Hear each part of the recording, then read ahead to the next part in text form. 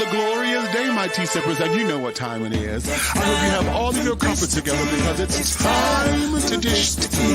And you're dishing tea, darlings, with Big Meat.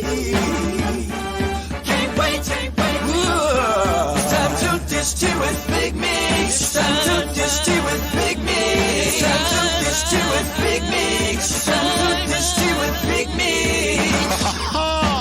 Darling.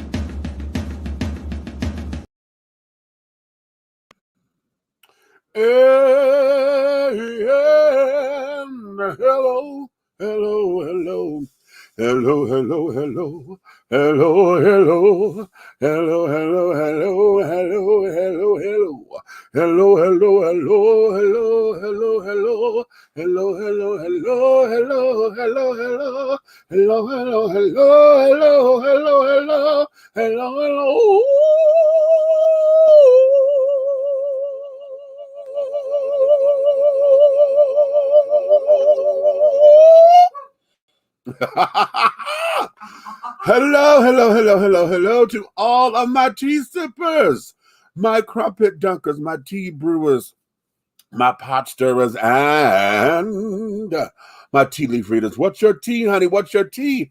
I hope you have all of your compass together, my darling, because it's time to dish tea, and you are dishing tea, darlings, with Big Meat. What's going on, babies? What's going on? What's going on? Well, welcome to June, honey. Welcome to June. June.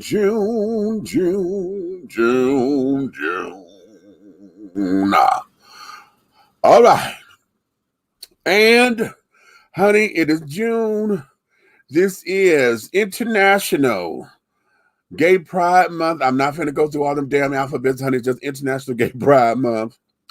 It is also Black Music Month. All right. This is the time, honey, for all of you who are DJs, all of you who are music lovers. This is the time for you to really embrace Black culture, Black music, all of its contributions that it has given to society and carrying on. This is the month that they have decided to let be Black Music Month. Another short month and only got 30 days. But I guess we got 2 more days in February, right? So, part of our fun tonight, honey, your homework assignment, and you can put this up here in the comments, if you will. And that there, honey, for Black Music Month, let's talk about some of your favorite artists. Okay, some of your favorite artists. Now, we didn't get into this a few shows ago. We were trying to have some fun with it, and I wanted y'all to list those artists. Okay, when you think of these artists, you think sex, you think they put me in the mood just from their voices alone. Not necessarily the songs, because we know we got folks who got songs that you put on your mood tape. But who are those particular singers, darling, that if they open up their mouth, honey, you get moist, honey. Your panties fall off or whatever the case may be. Who are those artists for you? Okay? I got you. Put that up there in the comments for me. And carrying on. What's going on? We got Road. Hey, Road, what's going on? Okay, Habiba is up in here. What's going on, Habiba? Hey. Okay, and things of that nature, my darlings. So, this is going to be a cute show, baby, because we got a lot to get through. We got a lot to cover, okay? A lot to cover. I see Nikki down up in there. She getting her chicken on, honey. I got mine over here too, child. Okay. Hugh, what's up? Hugh is in the house. What's happening, baby? So, we got a lot to cover. I titled today's show, I Love Us For Real, y'all. I Love Us For Real, okay? Now, y'all know where that comes from, right? If you don't, let me tell you what's happening. That's Monique's tagline, right? Y'all know she said it all the time. I love us for real, my babies, my sweet babies, and this, that, and the other. And part of what we're going to be discussing today, I'm sure you guys have gotten into it. Y'all, if y'all have not heard what she said, we're going to play what she said in its entirety so that you can hear what she said versus going off the blogs and sound bites or whatever. But she has come up under a lot of scrutiny lately within the last week concerning something that she said about those of you who like to wear them damn bonnets and your pajamas and shit outside in public as if this is a fashion statement. Okay. Now we're going to get all off into that in a couple of seconds and things of that nature, because I have a couple of things about it. We're there. Okay. So we're going to talk about that this evening. We're going to get into we're going to really get into the 100-year anniversary of one of the most horrific Black massacres here in our country. That there is the bombing of Tulsa, Oklahoma, and the destruction of Black Wall Street. Y'all hear me say here at Dishing Tea with Big Meech and Dishing Tea Entertainment Diversity TV Network, that we're doing everything within our power to lead and to assist in the rebuilding of Black Wall Street. And then in addition to that, I believe that it is my duty to create Black Gay Wall Street, okay? Because we have a lot of Black prominent gay entrepreneurs and business owners who I believe would be given an opportunity if we can consolidate that effort to where we can be a force to be reckoned with, okay?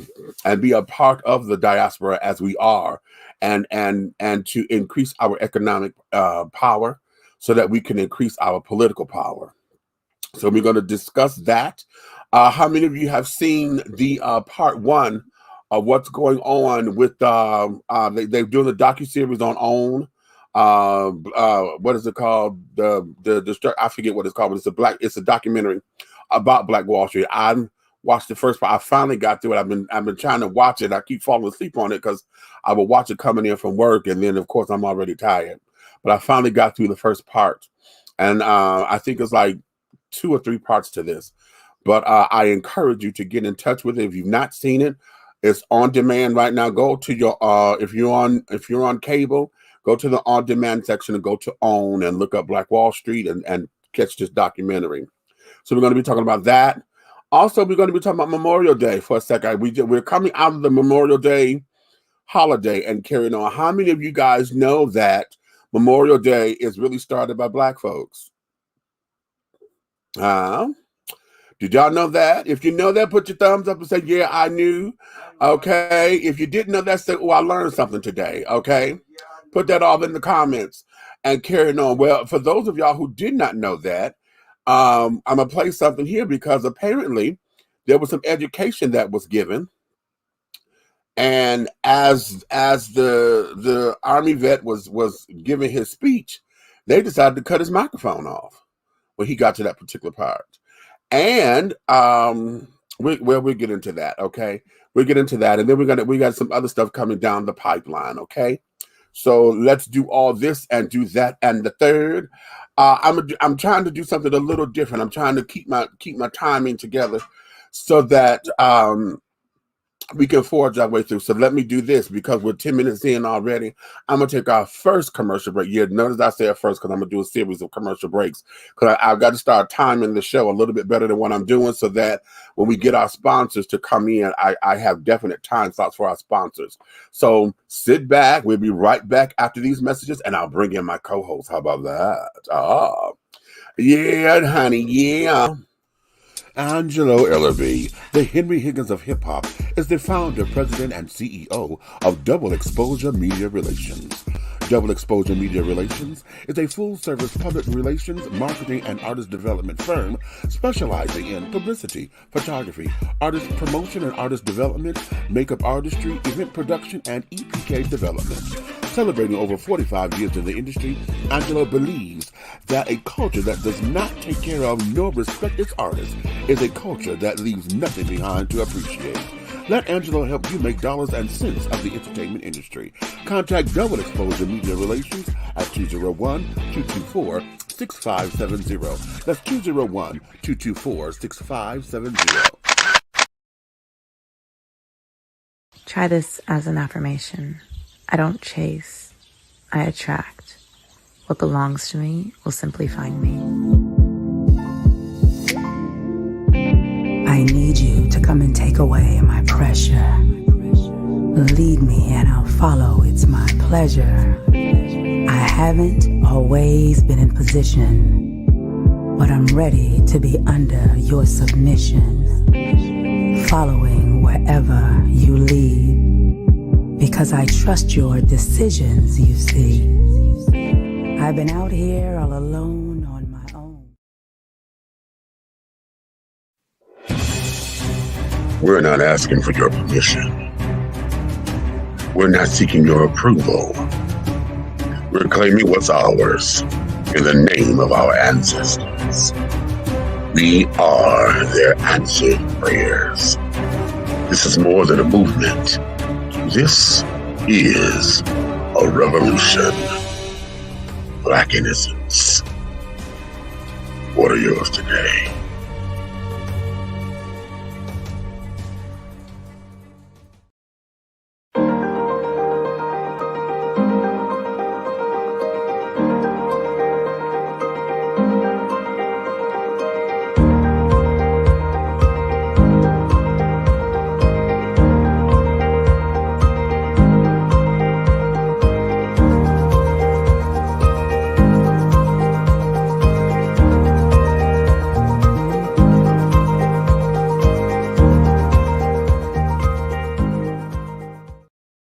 And we are back. Hello there, darlings.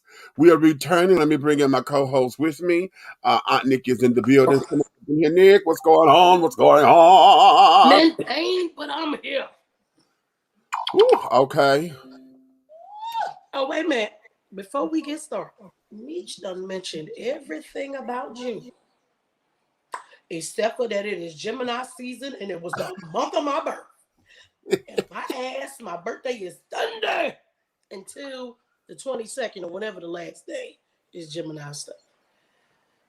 Okay, so we are in Gemini season. Okay. So, well, I didn't mention everything that's June because we got a child. It's a number of things. Y'all, I'm the biggest thing in June. Let me tell y'all. I'm the biggest thing in June. I'm claiming that. I'm the biggest thing about June this time. Okay. I may not have Wait a before, minute. but This I'm time claiming I'm it this here time. for the tea while drinking my wine. Hey, y'all. Hey, That's called a Long Island. my little baby. A Long Island iced tea. What's going on, baby? Habiba says, well, I wish I could attend a Chinese university in China. Why? Because you can study the black and white civics from a neutral standpoint. Is it really neutral now? You know, because I believe at one point it probably was, but now with all of the fuckery and stuff that we have going on with China and things, I don't know if we would if they don't like it's us. neutral. They're not gonna be impartial about nothing. As it once was, you know, but I would challenge it to see what's going on and things of that nature. So let's get into this, honey, because this is going to take a little piece of a minute. I'm a lump these two pieces together. Well, no, the pieces I'm gonna lump together would be I look crazy. I'm sorry.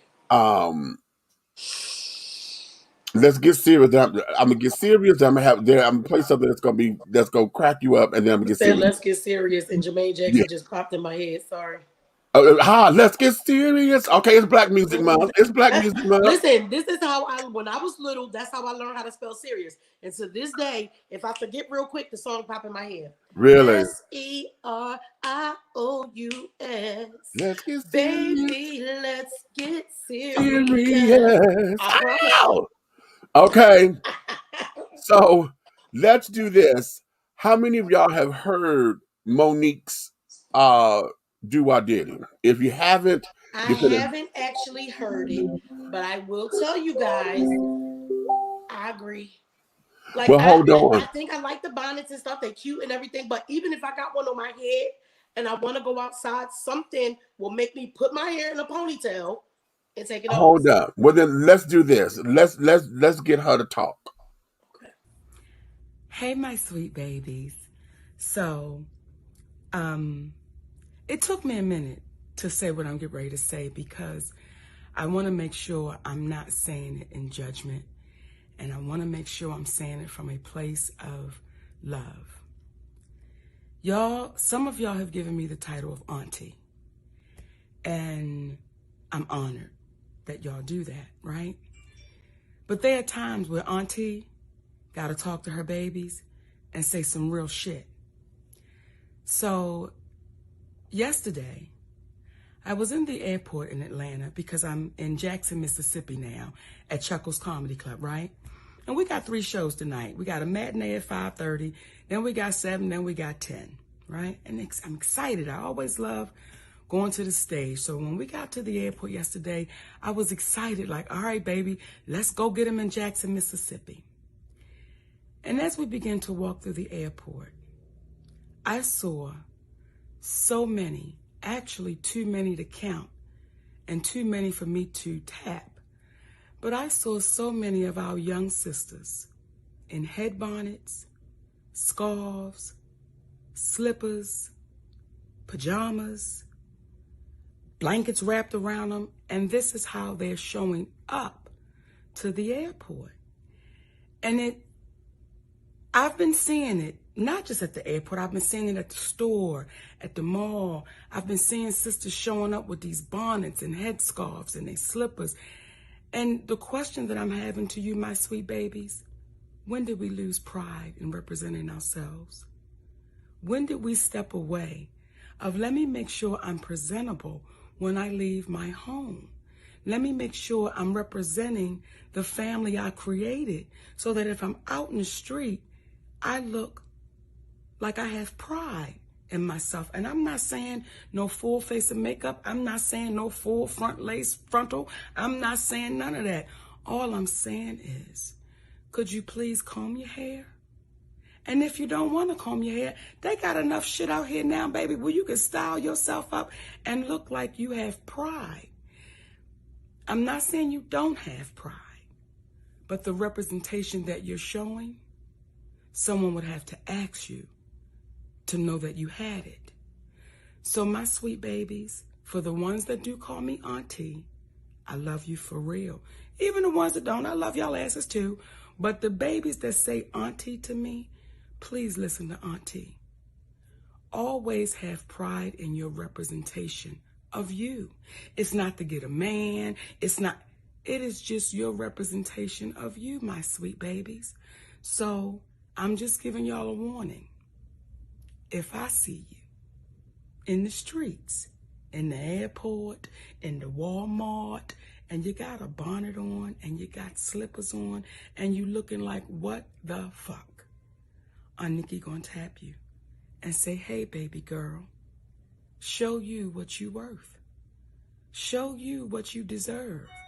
So all of those posts that you see celebrities putting out there saying, hey, queen, hey, queen, hey, queen, well, can we start putting it into action?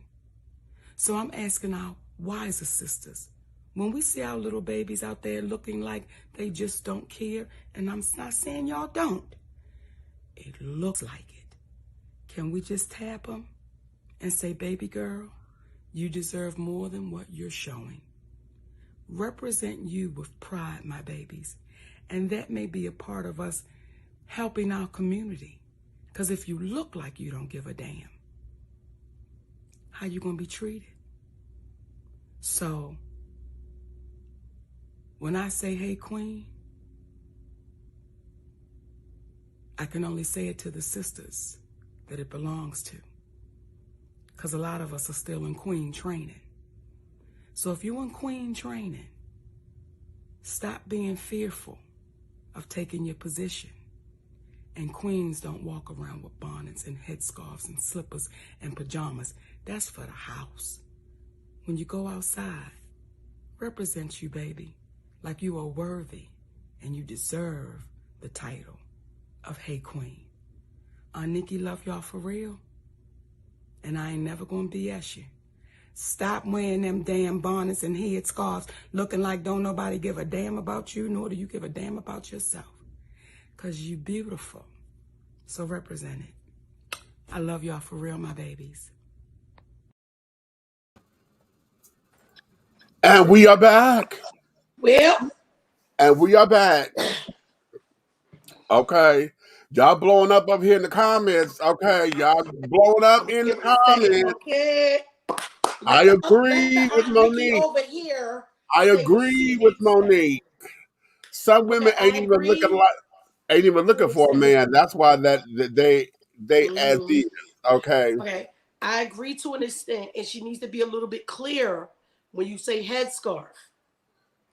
Because, darling, a woman can wear a headscarf and look many queens. But that's what she just said, though. She said that earlier. She said there's a lot of shit out here to where you could sit up here and wrap it up to do it. Yeah, but when you, but the way she said it, she kept saying bonnets and headscarves. Stop okay. Bonnets and headscarves. So I agree with what she means. I know exactly what she means. She like when you got your headscarf on, and you just got your hair tied up. But there are a lot of women who wear headscarves and wear them proudly. Y'all know a lot of times I will put my scarf on and I know it look good. I wrap it up there to look good. Yes, I go out the house with it, but I do not go out the house with a bonnet on. I'm not doing that. Like I'll do this. I'll put my hair in a ponytail and put a baseball cap on and put some gloss on my lips like it was earlier and go outside. I agree, because why are you in pajamas and slippers and shit outside? Right. Because you can wear some flip-flops that are cute that ain't slippers. Listen, okay, hold on. I like that color better. Okay, well, her people said she needs a damn degree in economics. People lost jobs. They have no money. They don't sleep with men for money. Wait a minute. Explain yourself on that one, people. I'm lost. Okay, give me that one. Okay, hold on. Michael Calhoun, you said, I hear what she's saying, but at the same token, people are going to do what they want to do. She is not the first person that has said something about this issue, and people still, I will need to do, still would need to do what they want to do. Okay, Monique is telling someone what career I saw her just recently on. I just saw her recently had on an outfit. Says she shouldn't hand on what? Had on to She stop shouldn't have on to stop telling people what to do. So I think he's saying she was on something. She had something that she shouldn't have had on. Okay, no, but that's a whole outfit though. Now see, wait a minute, hold up. Now see, this is what I'm waiting on. Okay, yeah, because that's different. I see you in there. What you said, you said a whole entire outfit, which means that when she looked at herself in the mirror, honey, she thought she was making a fashion statement, and it didn't agree with you. We're like, okay, cool. We're not talking about whole entire outfits, and it's a matter of taste. We're talking about going outside. We're talking about going outside, and this is why I agree with her 100%. Okay, because even when I was a child, I could not stand to see women come outside or men, because the pimps were still wearing their hair like that too. With the fucking rollers in their hair. They've got damn pink curlers in their head, okay, and things of that nature. All this damn foam and shit. Now, at that time, they did have the scarf, and they would tie their head down so you couldn't see the rollers are carrying on, right? But whenever that was done, you knew that was a quick run to the store back. Okay, it was a quick run. I got to bump in and bump out. My grandmother used to make, even though we had the curlers in her hair, she would rather me take my rollers out and not comb my curls out. Right. Take my rollers out. To go to the store. I couldn't go to the store with the rollers in my hair. Yeah. I couldn't sit on the step with the rollers in my hair.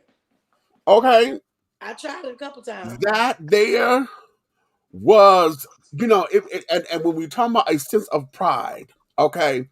And let's talk about hairstyles, because I'm going to talk about hairstyles and I'm going to talk about do-rags. Because if my nephews are on here listening, then my nephews can't stand that shit. Listen, a do-rag was supposed to set your motherfucking waves. You put it on so you can set the wave pattern. Okay? You did not wear that damn do-rag outside, and if you did, you would run into the car because you wasn't ready to reveal your head yet. Okay, and most of them still put the baseball cap over top of that. Right. And let the little back hang or whatever. Let the little back hang. My son, Timmy, I remember Timmy still would roll his up. Right. He would roll his up in the back. If he ain't put the rag off yet. So, I'm agreeing with her because it is a sense of pride. But I'm going to tell you one reason why I think it may be happening. We have so many people who have the bonnet companies, right? Get out of my head. Okay. They have the bonnet companies. These bonnets ain't cheap no more, honey. No, they're not. And this is where I'm going with that. Okay, hold on. See, we have allowed ourselves, the bonnet companies have come out because they have seen that people want to wear these bonnets. So what do? They use them to where you could put and advertise yourself on them. They're making them as marketing pieces. Because you think about Toya Wright. Yeah. Her name mother, Lil Wayne's wife. Her bonnets are amazing. She's like, okay. But they're beautiful. She made them pretty. And she probably made them pretty like that for when you needed to run to the store real quick. Right. And not one take it off. Right. I don't think her intention, because her and Tammy got all the little funny ones and all kinds of. Tammy was the first one. Hers wasn't as luxurious as the way Toya made hers. Tammy made hers funny because she had the Bonnet Chronicles. Right. But when Tammy, you'll never see Tammy outside motherfucking house with her bonnet on. Tammy is in her, what she call it, in her garage. She in her garage telling the damn story with the Bonnet Chronicles. Okay. Toya has luxurious ones. Toya, you'll never see Toya in no goddamn bonnet. You'll never see her in her own damn bonnet. Right. Out in public. And I want y'all to hear me, okay? Because before any of y'all jump on the bandwagon, because I see Michael Sender said people just, why can't, here he go. Why people just can't wear what they want to wear as long as they're not hurting anyone. I don't care what someone has on. That's their business. If they like it, I love it. So you missing the point. It's not about them not. We're talking about us as a people. Hold on, Nick. It's not about whether or not they can wear what they want to wear or whatever. We're talking about as far as representation. See, this is why we as Black folks, this is why we having a fucking problem. Because what we have allowed to become ghetto fabulous and what we have allowed to become a statement for Black people, that there has not, we have taken, that was a sense of something that was inside the house. Or like we said, it was a quick run to the store. You went down to the corner store. You didn't go way out 5 miles to fucking Walmart. My Walmart from where I am here is 4.5 miles away, which means that's a conscious decision. For me to get my ass in the car. Wait, because these bitches get on the bus. They get on the bus, yes. These bitches get on the bus. In the Uber. On the bus, in your pajamas, house slippers, on the bus to go do some grocery shopping in this damn bonnet, scuffing across the way. And all because, I can wear what I want to wear. And the point that she making is, when do we leave out of the house looking as if we don't give a damn? Now, let me say this. I'm going to say this. Because the people who want to say, why can't they wear what they want to wear? Listen, they coordinate the shit out of it. Because the bonnet match the pajamas. Match the slippers. And now, catch this. Then they want to have a damn Fendi bag or a Gucci bag purse. Yes. Okay. And you wonder. So now you done made this a fashion statement when it is not. Okay. I ain't never seen it. Not that they make the fashion trends for real for me, but I ain't never seen pajamas come across any spring, fall, or winter runway. So wait a minute. Dr. Moss said, and no money in the Gucci. Come on, I'm gonna bring you in here, Marla. Not a damn dime, Dr. Marla. Not a damn dime. The whole thing, and it's real. What gets me upset about this, because I've seen in the comments, on different platforms and carrying on, I even got mad at comedian Capone because I watched on Comedy Central, Capone and Pierre, they had a disagreement about it because he was like, she need to mind her own fucking business. She need to mind her business, and that folks, because you don't know what folks are going through, they want to be comfortable. There's a way to be comfortable without looking like you slovenly. I put my scarf on to go out the house all the time, and I tie it very nice. Right. Make it look like we got the way that you could take a scarf, girl, and do that damn loop-de-loop. You can roll it around to it. Listen, and look like you make the little knot. Yes. Thing right there, make it look like you a quick. Make it look. Listen, that's what she said. I'm made to do just put a hat on. Huh? Go ahead, Mama. I'm gonna put a hat on like you ain't. I said I'm gonna put a hat on like you ain't, Nikki. I'm not going. I wear my scarves, but I don't wear them looking like I'm about to sweep and mop the floor. Mm-hmm. I carefully sit here and wrap. Y'all see, I wrap my turban thing up all the time. They have scarves that are made to be able to wrap like turban. Exactly. You bought it at the same place you bought that damn bonnet at the hair store. Please get that. Take your bonnet off and put that on to go outside. Now let's go ahead, Marla, because you want to say something. But one of the things that I look at, okay, so when you're working at McDonald's, they have a uniform. They expect you to look a certain way. When you're when you're in the military, you have a uniform. They're expecting you to look a certain way. And so I know that those aren't those types of things, but it's self-respect. That's really what it boils down to. I can't stand seeing these young ladies that, you know, what we would say back in the day, barefoot and pregnant, and they going out there and just got flip-flops on.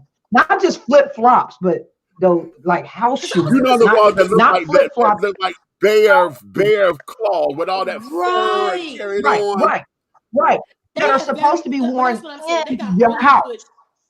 They got really good flip-flops that are made for outside. I wear my flip-flops all the time. My Adidas flip-flops, I wear them all the time. But I don't look like I'm sliding through the damn store in my house shoes. Scuffing. Right. And then but along with once you let that go, your personality goes too. Because a lot of times you get that it causes you to have that more I don't care ghetto attitude. A lot of times. I'm not saying everybody that go out there like that is like that, but what I'm saying is when you don't have self-pride, it takes a whole nother role in your mind. Your mindset's different. So when somebody says something to you, you want to be back at them. Well, instead of thinking about what they say, because she didn't say it in a malice way. Well, let's do this. Let's open this up a bit, because I don't necessarily want to jump on them and say they don't have self-pride, because again, the culture has changed. And I think this is the whole idea of this particular conversation, because a lot of them don't believe that they don't have that their self-pride is lacking. What they're saying is that this is who I am. I'm comfortable like this, and you know, and they're using these garments as fashion statements. Right. You guys remember, Marlon, my kids that are around my kids' age, right? So when my kids were teenagers, Meech, do you remember? So Keisha, Cole, Timmy, they in their 30s. When they were in their teenagers, remember the explosion of all the different pajamas and stuff, and all the kids were wearing them? They started that. And I remember, now the school wouldn't let them wear them to school. No. But they did. They was wearing them all the time to wear so much that it was getting on my nerves so much that like once a month I would let my kids have the little house party thing. Remember I told you I was the neighborhood mom. When I needed my carpet clean, I let them have a party because that meant y'all moving all the stuff out the way for me. But we would have, like, the theme was, because I knew they was going to wear the pajamas anyway. Right. So I said, well, just turn it into the damn pajama party. It, you know, would be $5 to get in. So if you got your pajamas on, it's only $3 or $2 or whatever they used to do. You know, but it started back then, but now, but it seemed like it faded out very quickly. And now it's back. Wait a minute. Hold on, Michael. He says, I'm not disagreeing with you all, but there are more serious issues out here in the world that need to be addressed.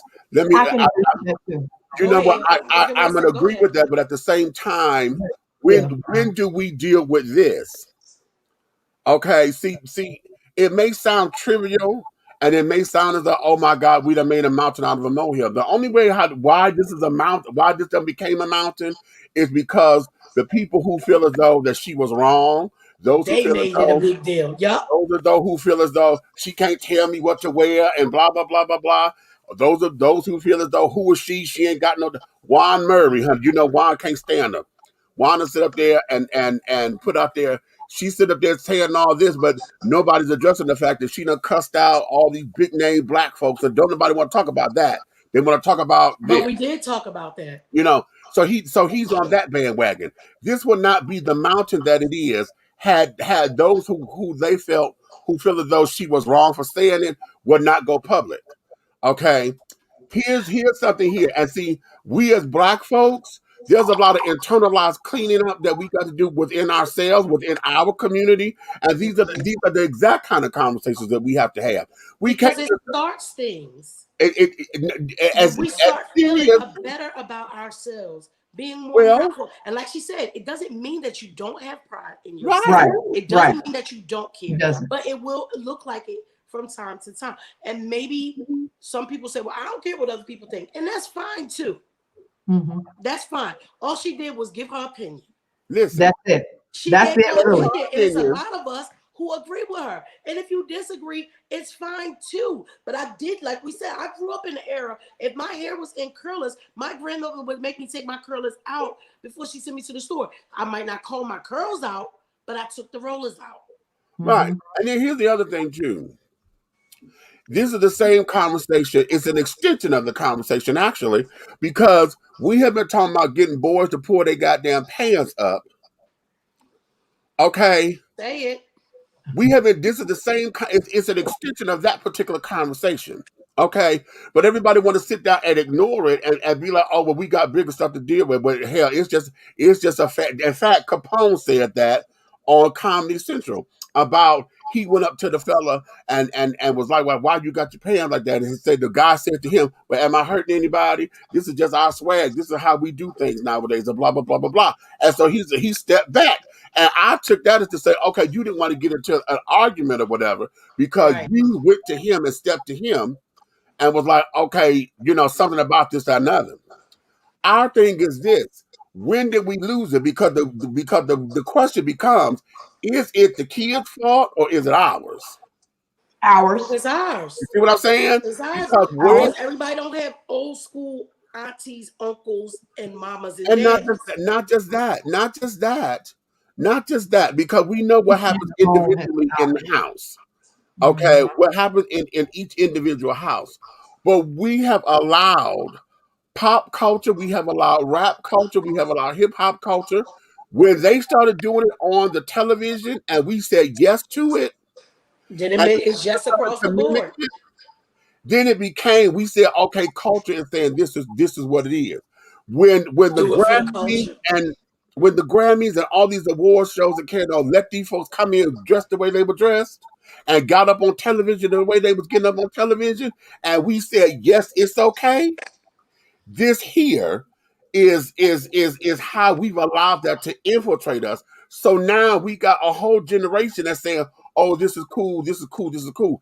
I used to get on my son.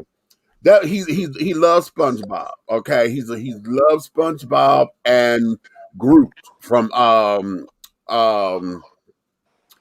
what's the name of the damn thing? The little Marvel thing, honey. Oh, you talking about the little tree looking thing? Yeah, he's okay. But before Groot became real popular, he was into SpongeBob, right? So we found him the little SpongeBob little pajamas, right? The little pajama pants and things he could have something to wear around the house so he wouldn't be in his drawers all the damn time, right? Cool. Why does Bill Heifer want to go and take these things and want to jump in somebody's car and I'm going to run to the store? No, the hell you ain't. If you don't get your ass back in here and put them damn pants on, now he's already, you know, we big boys, so you already a big dude. So now your fat ass is in this even wider pair of damn. You know my back hurt. Okay, and you want to walk out here just because you like SpongeBob and want the world to know that you like SpongeBob. I got so sick of seeing Angry Birds on these girls and things in the supermarkets. I'm like, how did you do this to come out? It ain't like you didn't go to the mailbox. Now, okay. Loves and this, that, and the other. You didn't run to the mailbox that's right here in your neighborhood. I live in a complex. In my complex, when I don't feel like putting on no clothes, I will go out here and I got to walk to go to the mailbox. Your mailbox a little bit. When it is now. Before it used to be right across the way, but now where it is now, I do not go out in my house coat unless it's late at night when I know ain't nobody out there. Because I'm like at 2-3 o'clock in the morning. Oh, I forgot to go get the mail. Let me walk out here. So because I'm the conscious decision to say, right out here, let me hurry up and do it. Right. Let me hurry up. Right. You know in your mind, I know damn well I shouldn't be doing this, but I'm gonna hurry up. Right, but I'm gonna go out here because I don't feel like putting on no clothes. It comes from teaching. It comes from young teaching. If you think about it, I watch even how my daughter is. My daughter has boys. When she's 35, but she has smaller boys, and they will be in underwear all day. Yeah. You know what I'm saying? Like, just because you potty train, just all the other stuff, or you're not going anywhere, so you just let them be in underwear. I said, dress them every day. Put the damn clothes on. I put clothes on them every day. Like, get up because it's a mindset. Clothes on. Like, even though she's in virtual school. Mm-hmm. You're gonna put some damn clothes on. I make my daughter dress every day for school. Still, you're not now. It is times like these last few days because I haven't. My back has really been out of whack, so I haven't even really been getting up really with her. So when she take a shower and stuff at night, I make her put on like the long pajamas and stuff because I don't know if I'm gonna be able to sit up with her. So last few days she's been able to wear them, but she got the pajamas that don't look like their pajamas, just look like shirt because it's tie dye and the long sleeves and all that. Right. But you're not sitting up there in no like SpongeBob pajamas or her what's that thing they have on Disney? Not Victorious. One of the damn things where they always singing. Y'all know what I'm talking about. They always sing. They always singing. The whole high school singing. Everybody's singing. They look like pajamas. You're not wearing that in front of the class. Right. You know. Get up. Put your clothes on. I didn't even let my kids go to. You know how they have pajama day at school? Yeah. I don't let them do it. Not walking out the house. You can change when you get there. You can change it when you get there. I was going to say. I think I let my kids do it. Well, when they was in high school. When I let them do it, I don't remember. I don't really play that. Day, but you can I feel you. I feel you, Marla, because their pajama day means they're gonna be in sweats. That's their pajama day. How about that? Hey. And that was the other option. He likes Stewie. Redman loves Stewie, but he wasn't walking around no goddamn neighborhood with them big old Stewie things on. You know why? Because he loved his stuff.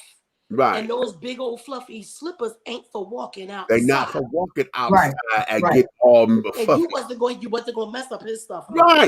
Right. And that's the other thing, because the kids be wearing that stuff. You out here in the rain. Okay. You get towed down in the rain, child. Then you know you got all your damn sweat from your feet. So now the shoes stinking. Ask my daughter up in here. Okay.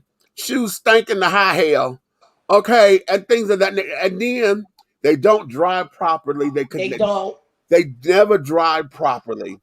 Then you run the risk of all kinds of foot infections and carrying on because the bacteria that live in the inside. So the whole idea of what this is, there's other health ramifications that could come from it as we're talking. But we as a people, when we already have a stigma on us about being lazy and trifling and carrying on. That's what she's talking about. We say that about ourselves. We listen. I know, and I know this is a harsh criticism, and I know I'm judging, and okay, it is what it is. But I know every time I see a girl, if she got multiple colors in her motherfucking head, I know she either working a low end job or she on the pole somewhere. Now that's what my mind goes automatically. Okay, that's what my mind goes. Ain't nobody got no damn burgundy and green and electric. Wait a minute. Did you have purple and? I do have silver and purple. I dyed my hair so because it's my persona. It's Storm. So when I have my silver and purple weave, it's my persona as Storm. But I can do that because I'm a damn filmmaker. Right. No, now you just said that because here's what it is. If I have to go get a corporate job, honey, the black weave is going back on top of this mother. Right. Number one. Number two. The whole silver one. Number two. Again, conscious decisions, because again, girls who do all that, just like tattoos in the face and carrying on, you made a conscious decision to do that. Okay, you made a conscious decision to do that. So that means wherever your circle is, honey, you know what you're up against. So we know you're not going in corporate America because corporate America is not set up like that. You tell it on your own ass. So you got to be either you somewhere where you under the table, or you low end, you at the Walmart, at the McDonald's. You never think that you're gonna go and up. You never think you could do anywhere else better than that. Because your mindset. It already messes with your mindset. Or it's how you do everything. Boom. I have tattoos. You ain't gonna never see them unless maybe when we go to Daytona, we on the beach, because they both on my back. Or you hustling. And hustle can mean a myriad of things. I'm gonna say, I'm hoping it's a legitimate hustle. Maybe you're doing hair outside of your home. You got okay. I got it. And sometimes I get that because when I see all these multiple colors, and I see that when I see the hair is laid, then I say, okay, either you modeling for a hairdresser or you are a hairdresser. That's what comes to my mind. Mm-hmm. But if I see you just got this down where I know is yarn in your damn head. I hate you. I know it's yarn. You did not And say yarn. you know that goddamn yarn. It ain't hair, that's yarn. It's And yarn. you got all this shit in your head because you sit up there thinking it's cute and you fabulous. And you You look know? And you look a hot mess. Well, no, wait a minute, wait. By the time I see it, you look a hot mess. I'm sure when it was first done, it was fresh and it was kind of cute. and that's the thing. Okay. Okay, when it start getting messed up. Right. Take it out. You ain't ready Take to it out. take it out. Okay, so we're there. Things that you can do.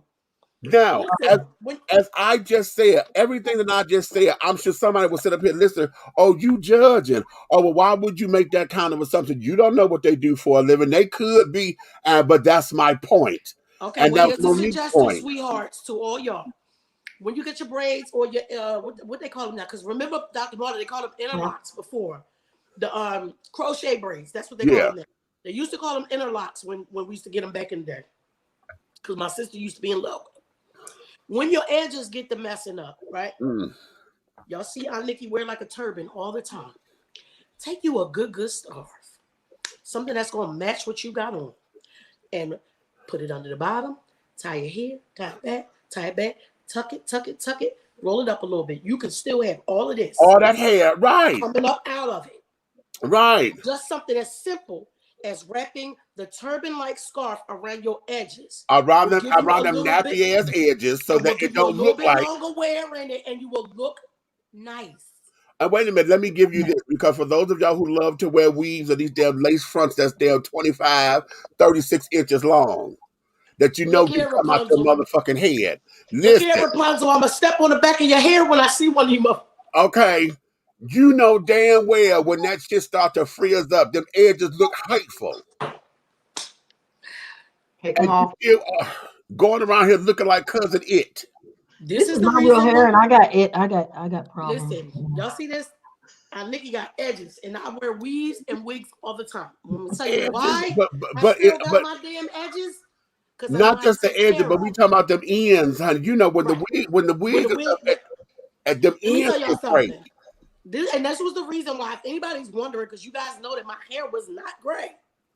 I wanted it to be gray, and it was only gray in some spots. So this is why the gray is in the front, because I wanted it to look like that. I dyed and bleached up my hair silver gray so that when I am wearing my weave the way that I wear it, that now I don't have to wear that closure, right? I don't have to wear that closure piece because the closure piece will come up. I don't like putting glue and all that stuff. I want my edges. So my hair, can y'all see all that? Nikki has a lot of hair. I got a lot of hair. So if you ever wonder why I always have weaves and wigs and stuff, it's not that I don't have none. I got plenty of it. And I want to keep it. So I keep it done. But I don't like that glue and stuff. Right. I was never a glue girl. You know, I grew up in a family. We all did hair. So even when I started wearing weaves, I was never a glue girl. I've always sewn it in. But now that they got the closure pieces and stuff, they're using glue and all kinds of stuff like that. I don't want that. So I did dye up the top of my hair so I can leave some out because it is long enough to lay on that thing. Okay. When your hair start looking crazy, ladies, y'all done pay all that money for them lace fronts. Go back and get it retouched. It's not that much. Even if you ain't got a lot of money, if you hearing it, let's just talk about where we at right now. Okay. Remember where you used to take me when you would drop me off to get my hair done at? Yeah. That's the weave bar, right? Or something like that. One of them things. I would pay $60, $70 to get 3 bundles in the closure. That is not that much. Right. And the girls in there can do some good ass damn hair for the same thing that other people paying $300 and $400 for. Right. I can pay her $70, give her a $20 tip, still be good. In 2 weeks, if that closure and stuff is starting to come up, the glue said, you can go back for like $25. Okay. And get them to retouch it. If you can't I ain't never seen no all those things, if you can't afford to do all those things, maybe you shouldn't get that done. Right. I'm not saying it, and I'm not saying it to be shady. What I'm saying is, If you can't afford to keep up the maintenance on the thing that it's you're the trying maintenance. to Black hair care is always high maintenance, honey. It is. No matter if your hair is natural. Like when people be like, girl, you got all that pretty, why you just leave it out wearing that? Let me tell you something. Natural hair care Natural is hair costs a lot of money, and it's a lot. Listen, I got a big ass head, y'all. I got a big head and a lot of hair. It is a lot to maintain. It is very expensive. So no matter what we're doing to our hair, unless you say, F it, let it go, then it's going to be a lot to maintain it. If you got locks, you still need to maintain your locks. Yes. A lot of people have different ways of maintaining them. Like Ashley is on here, Bougie Thrifter. She says she don't twist hers often, but hers always look nice and neat. If they take like every few months or something, then they twist, because I think they said when you twisting them all the time, you could be damaging the hair. You're damaging the hair, yeah. Now I'm gonna tell y'all like this: a man with some nice locks and they all glooms and whatnot.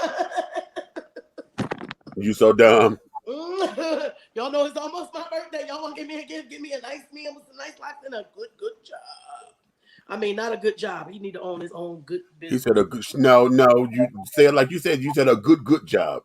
A good job. Good Okay. Okay. But if them locks is laid, honey. Let me go over here. Well, I'm coming to these comments, but I want to stress this, because a lot of people who took offense to what she said are using, and I'm dimes to donuts, honey, willing to bet that a lot of them are the ones who feel as though she is embarking on their sense of style and on their sense of expression. And the whole thing of it is that I totally agree, is that when we're dealing with what we're dealing with as a people, okay, and maybe that's the thing, because I don't know how many of us I could actually say I raised my children to understand the importance of a legacy. Remember, when we were kids, you couldn't go out the door because it was all about your name. Your name, don't you name. walk us looking like that. Okay, the family name was everything. But I think y'all can be mad at me about this and carrying on, but I'm going to say something that's going to be very. You about to go there. I think what has happened, because you got so many damn kids with so many different baby daddies or so many different baby mamas, you ain't got no fucking family name. So you don't know what the hell to do. You don't know how to be proud about whatever. So it becomes this, that, and the other. Now, and I'm going to say it like this. There were four of us. Okay? Okay? Now, my mother chose not to give us my father's last name. And we all have the same father. And they were married after me. Okay? They got married after me. I'm the bastard child. He always say that. I feel like that still hurt my brother feelings. I'm the bastard child, honey. No. Now, see, we think of it differently. We say you're the love child. You the one that you the first one, right? You know, I'm the firstborn, but when the word bastard came into my cognizance, they right. I know what it is. Yeah. I know what it is, but I'm saying you was actually the love child, because everybody else was probably like, "Oh, I'm pregnant again. Oh God, I'm pregnant again." Right. That one was like, "Oh, we're in love. I'm pregnant." When I learned what the word meant, you know, because that was the street way. The church would say, "Well, I was born out of wedlock." No, church, well, depending on what kind of church you go to. Right, I was born out of wedlock. But the street was like, "No, you's a bastard." Okay, and when I know some churches that say that too. When I learned the word, I had asked my parents when they married, you know, because I was asking when they got married or whatever, and so they were like, no, because they were married by the time my brother. Well, my brother passed, but I'm 3 years older than my brother. So by the time he was born or whatever, they hadn't gotten married, but they wasn't married with me. And so I say that all the time because I remember having that conversation with my mother. I said, "Oh, y'all wasn't married when I was born?" She said, "No, we didn't get married." I said, "Oh, then that makes me a bastard." And baby, I remember that conversation like it was yesterday. And it tickles me because I say it like that because it's a running joke. I don't know if I hurt my mother's feelings, but I'm sure you did. That sounds like a hurt feeling type of thing. You're okay. So now you're pointing that at me. Yeah, no, I'm saying your mom is probably like, Oh, now you really pointing that at me because they ain't Okay. talking. And They that's don't the talk really about the that's man. when they really look at the born at wedlock. What you trying to say, boy? So, child, yeah. Well, the So, man don't look bad when your woman's born out of when a kid's born out of wedlock. It's But the the woman, mom. it's That always right. like that on us. Okay. But remember this too, like what you're saying, to piggyback over what you're saying about the name and the household and stuff like that. Y'all remember this? When you start having kids, your mother, your grandmother say, I don't give a damn what you look like. Right. But your kids better look better than you better do. Kids better not leave that house without their hair combed, they Yes. clean, they face what. Yes. I feel like and that I do would. the same thing. That's why I stay Me on too. Molly and them all the time. What the hell's wrong with you? Yeah. Right. Why would I see my granddaughters outside? Like the one time the twins was at Brian's house and I was doing their hair, and then when they mom came, she was like, "Who did their hair?" I said, "You didn't. Why do you care?" Right. Right. It wasn't you. Right. The whole idea is that the offspring we supposed to raise them to do better than us. Right. Okay.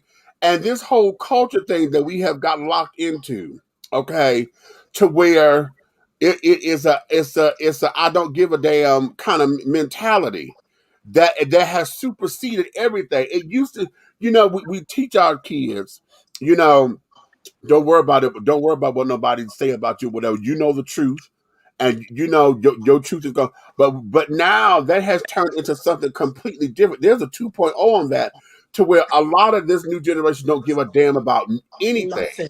Nothing. I mean, listen, I understand that's what's so hard for me. Is that what makes natural us be hair the care. older generations? Because it's like, why you don't see that you Right. don't care? Like y'all really don't care. Like I talk to Molly sometimes, and you be trying to have like a serious conversation because Molly's only 23. And I would think that you have a little bit more maturity now that you're a father, but I'm seeing that don't have shit to do with it. Right. So, and I will talk to him about something, and he will literally just be like, "Cause Mom, I just don't care." And I'm like, "What?" Yeah. Right. And Or when because I hear my oldest son say to Molly, "Well, what house did you grow up in?" Right. When I hear the older ones say that to him, and I'm like, but again, it's the generation that don't care about nothing. It's the generation, and this is why I want to flip the question, because I know what we're saying, and we can say we agree with Monique. But now let's look at the other side of that particular coin, okay? Because now we have a whole generation to where, a lot of them have been raising themselves. yes. They've raised Say themselves. that. Oh, wait a minute. I really need you to say that for people to understand what that really means, because I feel like that's what I've been dealing with right now. So please make people understand what raising themselves mean. Because when we say kids are raising themselves, okay, oftentimes, we give credit to kids who are super smart. Okay, they could handle it, right? They know how to do it. And I was one of those kids, because my generation, I was one of the ones to where we used to say growing up too fast. Yeah. Okay. And my mother told me if she had to do it all over again, she would have let me keep my childhood. She said, because I leaned on you because I couldn't lean on my husband. Because when I showed you how to do something, you learned it right away. And when I knew you got it. So I put it in your hands to do, because it helped me out. Right? Well, then what ended up happening was a lot of shit got done on me because mama got sick. Okay. And dealing with her asthma and carrying on. Then it became, okay, now I got to help around the house. When her and my father divorced, I was not the man of the house. I was the firstborn that had to help. Firstborn that had to help. I never, and I not the man of the house, but you the oldest man in the house. I'm right. The closest. No, I'm the closest thing to a man in the house that's going to take care of the responsibility. And because I'm the oldest child, it was to make sure that everybody was taken care of, and I was one who took the responsibility, because there are some kids who don't. The oldest don't. They go live their own lives. And usually it's the middle child or the baby who end up taking over and having to keep the household together, right? So I was that one. So I grew up fast, but I still had my mom in the house to still shape, guide, and nurture me, and this, that, and the other. Yes, we had some rocky roads, but she was still there. Now, What happened? You got those whose parents wasn't there. They had to work. You know, they worked in 2 or 3 jobs. You know, The and carried latchkey on whether kids. it's a 1 or 2 parent household. Right, the Because latchkey kids. right. So now they know how to take care of themselves. You talk to them how what it is.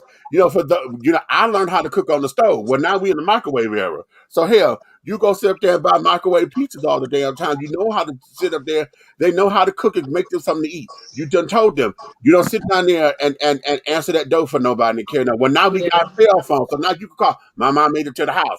This, that, and the other. So now they're self-contained at home. Mm-hmm. Okay, they're at home. So we now, even got the ring systems, honey. Mama, wherever mama at, she can see who at the damn door. right. Okay. Well, that's now. Well, that's even now because that's the 2.0. Let's go to before we had all that. Us teaching them what to do. You know, so now they at home. It's more than one child. So now they're the ones helping with the homework, making sure the house is clean and carried on before you get home. Okay. Right. Then they still trying to be kids to go have fun with their friends. So what do? They know how to lock the door. They got their own keys. Okay, we don't have the nosy neighbors anymore to sit down there to watch the neighborhood. Right, and the kids You know, ain't scared because the kids ain't scared about that no We more. used to be scared about that. Right. So now they have now gone into this whole idea of I'm taking care of myself. I can do this, which is why a lot of kids have so much adult-like conversation because that's all they are around all the time is the damn adults in the streets. In the streets. Amen. I feel like I'm going through that. Like, go ahead, doctor. I have to always say, grown people talking, bye. Yeah. Right. Because I wanted to tell a mother the other day, she's saying some stuff that's grown people conversation, not like too like fresh or explicit or nothing like that, but to me, grown folks stuff. Right. Right, like she's comprehending and understanding, like she could lend her opinion into the conversation. Exactly. Right.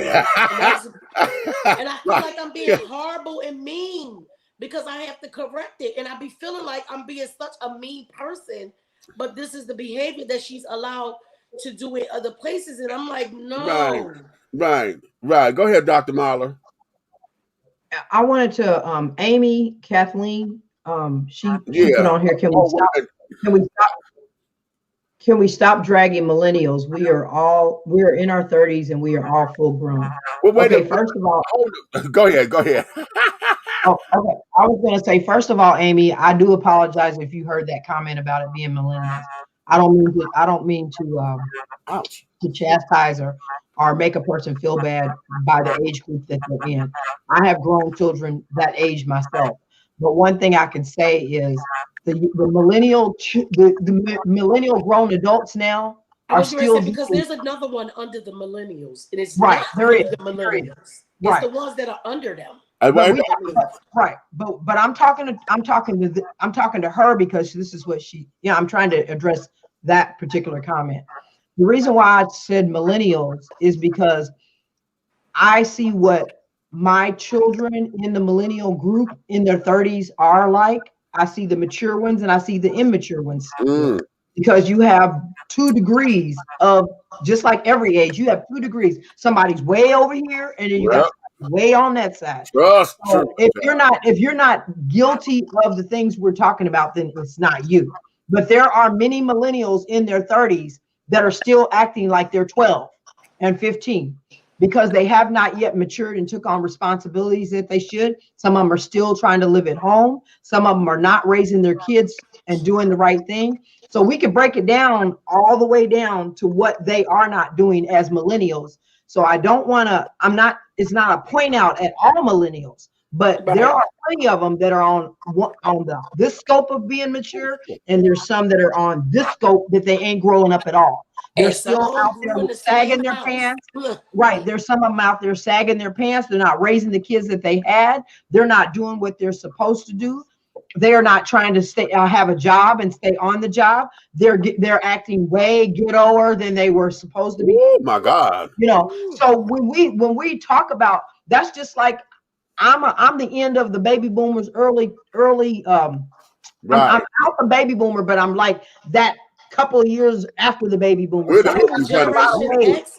hippie movement children. We're the hippie, right? So I think Generation X. We had a whole thing on that in class one time. Right. I think we're X.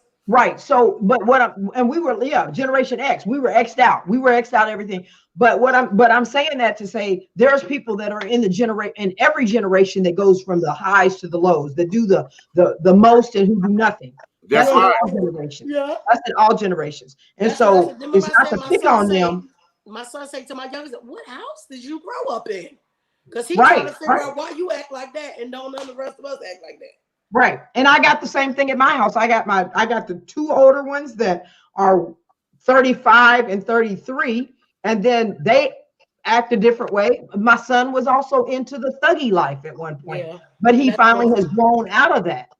But again, millennials, that's still the millennial generation. And then my daughter that's 35, she's always acted mature. I ain't never known her not to be mature. Then there's the 30-year-old. Lord help us. You know, so and McMillions, y'all. McMillions, child. I'll never know what I'm gonna get. McMillions is a Gemini for real, honey. I told her one day, you cannot be a bully and be spoiled. It don't work like that. Wait a minute. Choose the side. That child said, she said, the 30-year-old, Lord help us. Okay, wait a minute. Let me go to these comments. She's a good mom. But the thing about it is she's got two kids. She's a good mom. But her mindset of how she does children is just like that. If they want to go outside and run around with the diaper on, I mean outside in the backyard, okay. Where are you? No, put clothes on that little Negro, that little boy. Praise the Lord. Okay. Praise the Lord. Praise the Lord. Wait. Okay. Let me address these comments because they're coming up in here, and I want to make sure that these folks are being seen and heard. And but I'm trying to figure out where I left off at, okay? Because y'all talking, honey, y'all up in here, and I love it. I love it. I love it. I love it. I love it. Okay, we'll go here with Michael. And now they're older, and they are all settled in their ways, and they're very comfortable with wearing that. Okay, but there's comfortability. There's comfortability, honey, and then here's the thing. You said they're older now, which means they're old enough to know better. It's not so much as being comfortable in it. You know what you're doing. Yeah. And let's take this. Let's go to an affluent neighborhood. And I don't mean a white neighborhood. Right, I know. I mean an affluent neighborhood. Let's go to a black. That's what I live in right now. I live in that right now. Okay. So when you're in a black affluent neighborhood and you go to your Walmart or your Fresh Grocer, we got Fresh Grocer, or your Whole Foods, do you see that in the store? No, not at all. Absolutely not. Listen, let me add, I'm gonna put it like this. We don't have an attitude if we see somebody like that. And we do. Do they live over in that? They must have came from the Plata area, or they must have came. Let me do it like this because I work in a hotel and I see this often in the hotel. Mm-hmm. And a lot of folks take the hotel to mean they're at home. So they would come out, coming down to the lobby in a damn house coat. You know, in a house coat. I have seen girls do this. You ain't got no bra on that. You don't put a house coat on, trying to come down the steps and carry it on. Or because you think you going to the pool, that it's okay to walk around the hotel in just your bathing suit because you going to the pool. And a two-piece bikini. And that's not just a black thing. That's just people. I've seen grown adults that's in our age do that, and I'm like, put some clothes on. Do you know I have to tell folks not to put their damn feet up on the table in the lobby of the hotel? They come down to sit there and will put their feet on the table. What's your grandma? No home training. So it's like, those are the kinds of things when we're talking about going out into, and this is folks who know better. And a lot of folks who go to the hotel figure as though, oh, well, I done spent my money. Right. You know, that kind of, and I don't care how much money you spent, damn it. Everybody got to use unless it's 2-3 in the morning, an emergency done happened in that room. I am not coming out my damn room with no damn pajamas on. Right. But check this out. There's two kind of if I got my robe on, if it's one of the ones where they got an ice, like if it's the hotels that still got ice machines in them on your floors. On the floor, but you just go on the floor. But baby, I'm not coming. You ain't coming down to the lobby. Right. But check this out. There's two types of people that do that.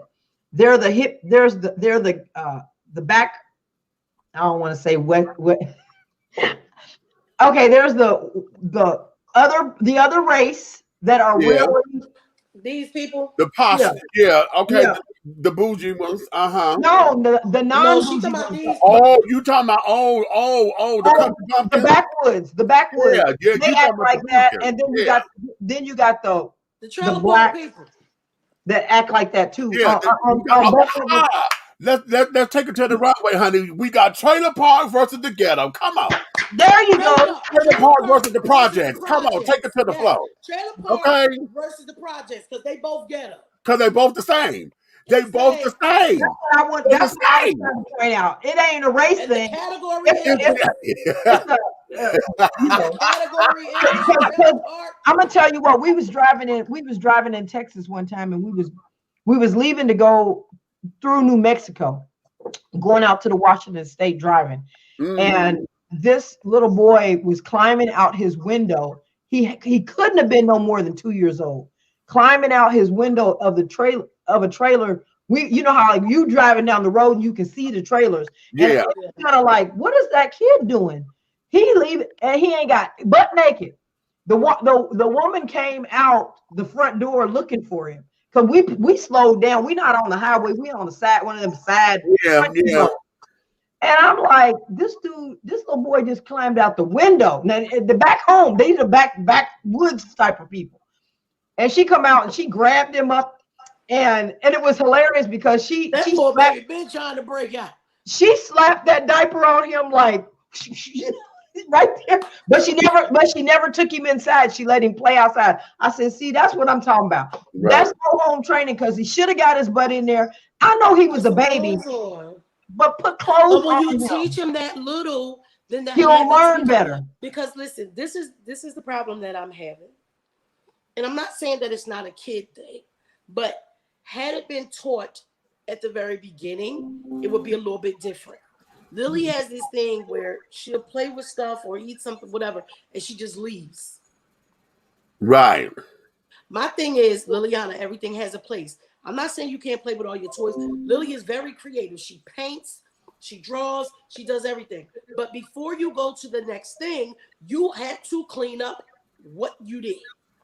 Right. Mm-hmm.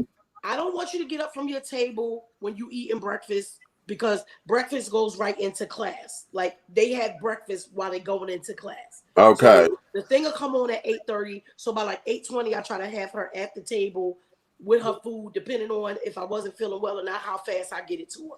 Right. I try to have, before she had left and came back, she was up eating before that thing even dinged.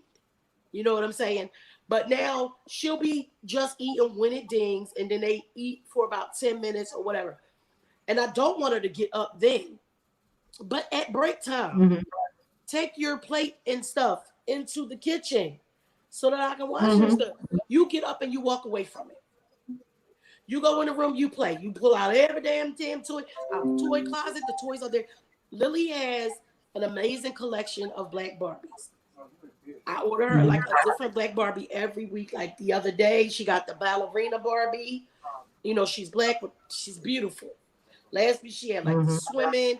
You know, she has one with a prosthetic leg. She has one that has the Lago.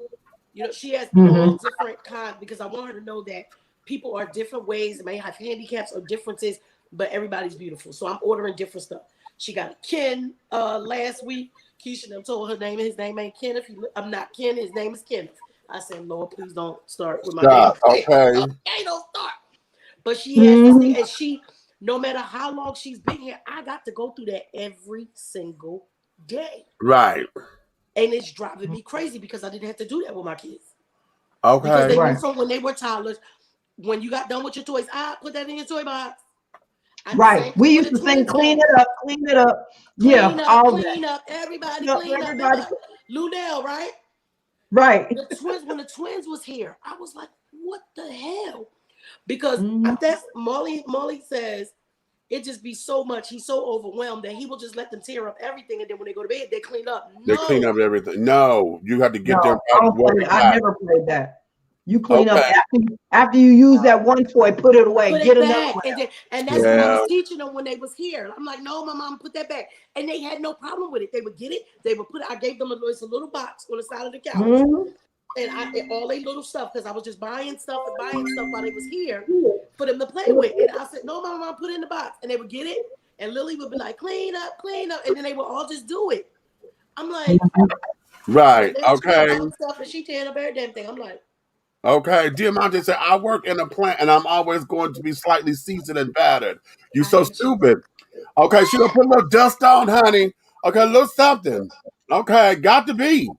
Okay. Michael said, anytime you put something on social media, people are going to have a response, whether it be good or bad. That's true. Amen. Amen. The bonnet shit needs to stop. I told my niece, if you ever come around me with a bag on your head, I'm going to rag your ass or drag. Yes, okay. Come on. Listen, when we had the Jerry curls and carrying on, honey, it was inappropriate to go out with that damn Jerry curl. It's the same thing as the bonnet. You couldn't have that damn thing on. Then it got all hot on it. You know how much I had to ride? No. You know how fast I can ride here? Them damn curls. I hate them things. Don't you? Again, like I said, it comes from the home. Look how you taught your son from a young age. That is not appropriate. Exactly. Okay. Exactly. Hey, Lanier. Lanier, I just a guy today working in the supermarket. Saw a guy there working with his pants sagging so far, I saw the full curve of his butt. Lord Jesus. I said, how in the hell do you even have a job? What is society coming to? And you get your nasty ass away from the food with that. Okay, I am officially old school now. Aha, okay. And are you officially old school now? Your manager probably young and stupid too, because why's your manager allowing you to stand there like that? Now listen, here's the what I they have a belt on them. When I used to work in the school, and the kids would come in sagging, it was either you pull your pants up or your shirt down. I don't need to see your ass. Your ass. Okay? And they would get upset about that because they done the option. You had to have a belt on. Yeah. That was part of your uniform. You had to have a belt on. I gave options because it was easier for you to pull your shirt down than for me to tell you to pull those pants up because I knew you wasn't going to do it. Right. I just don't want to see your ass. Whatever this is. I just don't want to see your ass. Nobody's supposed to that's uninvited. That's what listen. You know, it goes back to what you say. You inviting people to your ass, and they still don't get it because there's nobody that was older to teach them. See, everybody remembered that. Y'all just watch the buck busting thing, right? Where'd it come from? Duh. Because we first thought it was the thing from the jail, because that's what we learned at first. That was how the men who were available let the other men know. That's how they let them know. That was a jail thing. And for the longest time, for years and years and years, I think maybe up to about 10 years ago, and that's when I found out that buck busting was also where it originally came from. Mm-hmm. And then the jail thing. But nobody's teaching the kids that, and now they don't even want to hear it. Okay. They don't even want to hear it. They don't want to know why. No, they don't care because just like we took the word nigga and reappropriated it or redefined it. We took the word bitch and now bitch has a whole new definition. It has a culture of its own. So now the whole idea of sagging the pants or whatever is swag. The whole idea with the bonnet, just like you said, folks now have businesses. They have legitimate businesses, you know, to where they got stylish bonnets and things, and you know, they got little fluffy, little cute little slide, little slippers. They've made a business, so it's lucrative. Right. And then people want to see, I spend my money on this. And they black-owned businesses and right. Right bonnet, honey. This is right. a Roman bonnet. Right, and it's a black-owned business, so you know we're supporting the black. You know, you do it just like this. Same way Tammy get on Bonnet Chronicles, you get on and do a little fun thing. We got a lot of people who do like the little bonnet things when they're doing all the little internet shows and stuff like that. But I equate the pretty bonnets and the nice slippers and stuff like that. This lighting is killing me today, y'all. It's all about my cat. But remember around, y'all know I don't celebrate Christmas or nothing like that, but the holiday season. You got pretty pajamas. Yes. The whole family got them. The You know, the whole family. family, because you're coming down on Christmas morning or Thanksgiving morning, because everybody's still helping Right. Thanksgiving morning, everybody's still cooking, but you still was cute. Right. You might have had on your pretty pajamas, but you still was cute. But you Right. still ain't took your ass outside the house Right. Okay. Right. with them pajamas and stuff on. So we Okay. can just look at it, maybe like they're like, yes, baby, your pajamas is cute. Your bonnet is cute.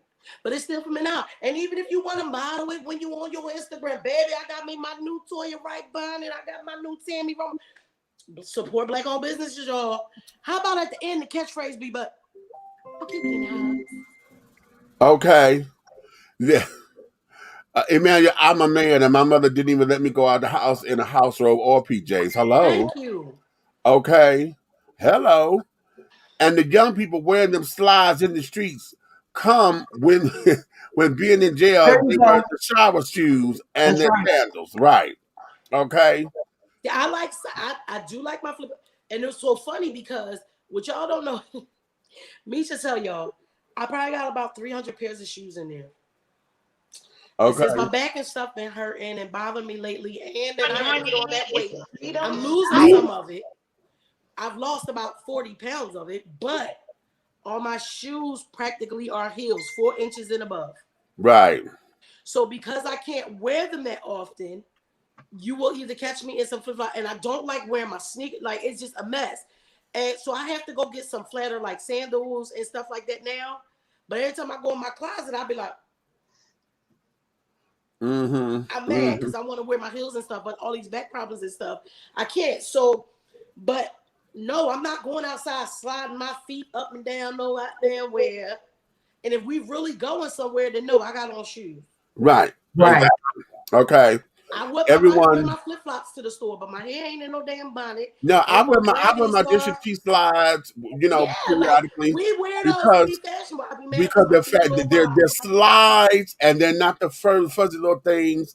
It's summer wear and you don't catch me wearing them every day and all that kind of thing to make some kind of and Statement. then when I wear the slides, it's like I got on clothes. Right. I always got on clothes. I ain't wearing Yeah. no damn pajamas and my flip flops. I got on some shorts and a t-shirt and my flip flops. I'm just chilling. But I got on Right. clothes. Like, remember last summer? Remember when Libby bought Lily them damn Uggs, them Ugg Yeah. slippers? First Right. of all, I don't understand that bullshit. It's summertime. Who the hell want that hot, furry mess on their foot? And why do you pay so much money for a hot, furry slipper? She's not wearing it outside. Right. That part. She can Okay. go on the back deck. That's all she doing. She can go on the back deck. She not wearing it. Not with me. They Right. slippers. Right. Amen. Everyone don't want to work in corporate. That's true, Mike. But at the That's same true. time, the presentation says that you don't. When folks got tattoos in their face and they got all this old crazy maniacal stuff on and carrying on, when they got all these sleeves on their arms and things, you can tell that they don't want to work corporate because now you got too much to cover You it. can tell they don't want to work Look, most of the time. look. There are plenty of people in corporate who have sleeves, but guess what? They stop. They still got right. They stop right there. They stop right here. Right. Right. Because the sleeve, when they put on their suit, because there's Right. a lot of people that got them, but they know Right. what to do. That's what I said. I got tattoos. I'm about to be 51 on Sunday, and I might get another music note somewhere else. Red done inspired me. I think I might put it on my vaccination mark. Because I got music notes and a microphone and stuff on my back. Right. But it ain't gonna never be nowhere where you like, oh shit. Right. No. Right. They for me, personally me. Even if I get one on my leg, I don't know. I don't show my legs a lot. So I don't know. Okay. But it will never be nothing that will keep me from being, hey, DeMarco. Oh, hey, DeMarco with fine stuff. Y'all know I love DeMarco. DeMarco hurt my feelings. DeMarco is fine, y'all. He's an athlete. He's distinguished. Well, let me see what he looks like. Yeah. Well, let me see what he looks like. Where he at? Right, Dr. Martin, DeMarco. we'll be in the prayer closet later. Right. We'll be in the prayer closet later looking at DeMarco. Okay. Wish we had them prices here in Detroit. Air's expensive here. That's what I was going to say about out here.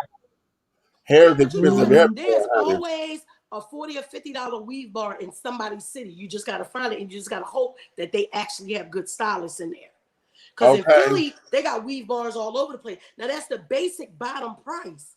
But if you ain't going on no red carpet or nothing like that, you might only need that.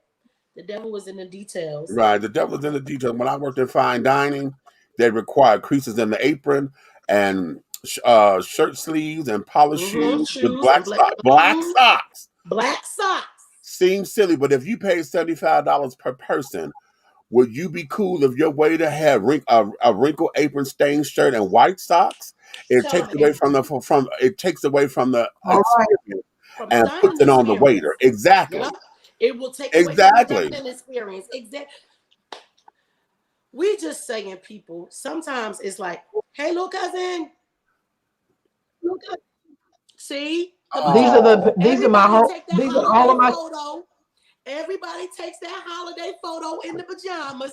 Okay. And it's cute. But Right. I bet you everybody ain't going out. But Like, say you that family that go out to eat on Christmas morning or something.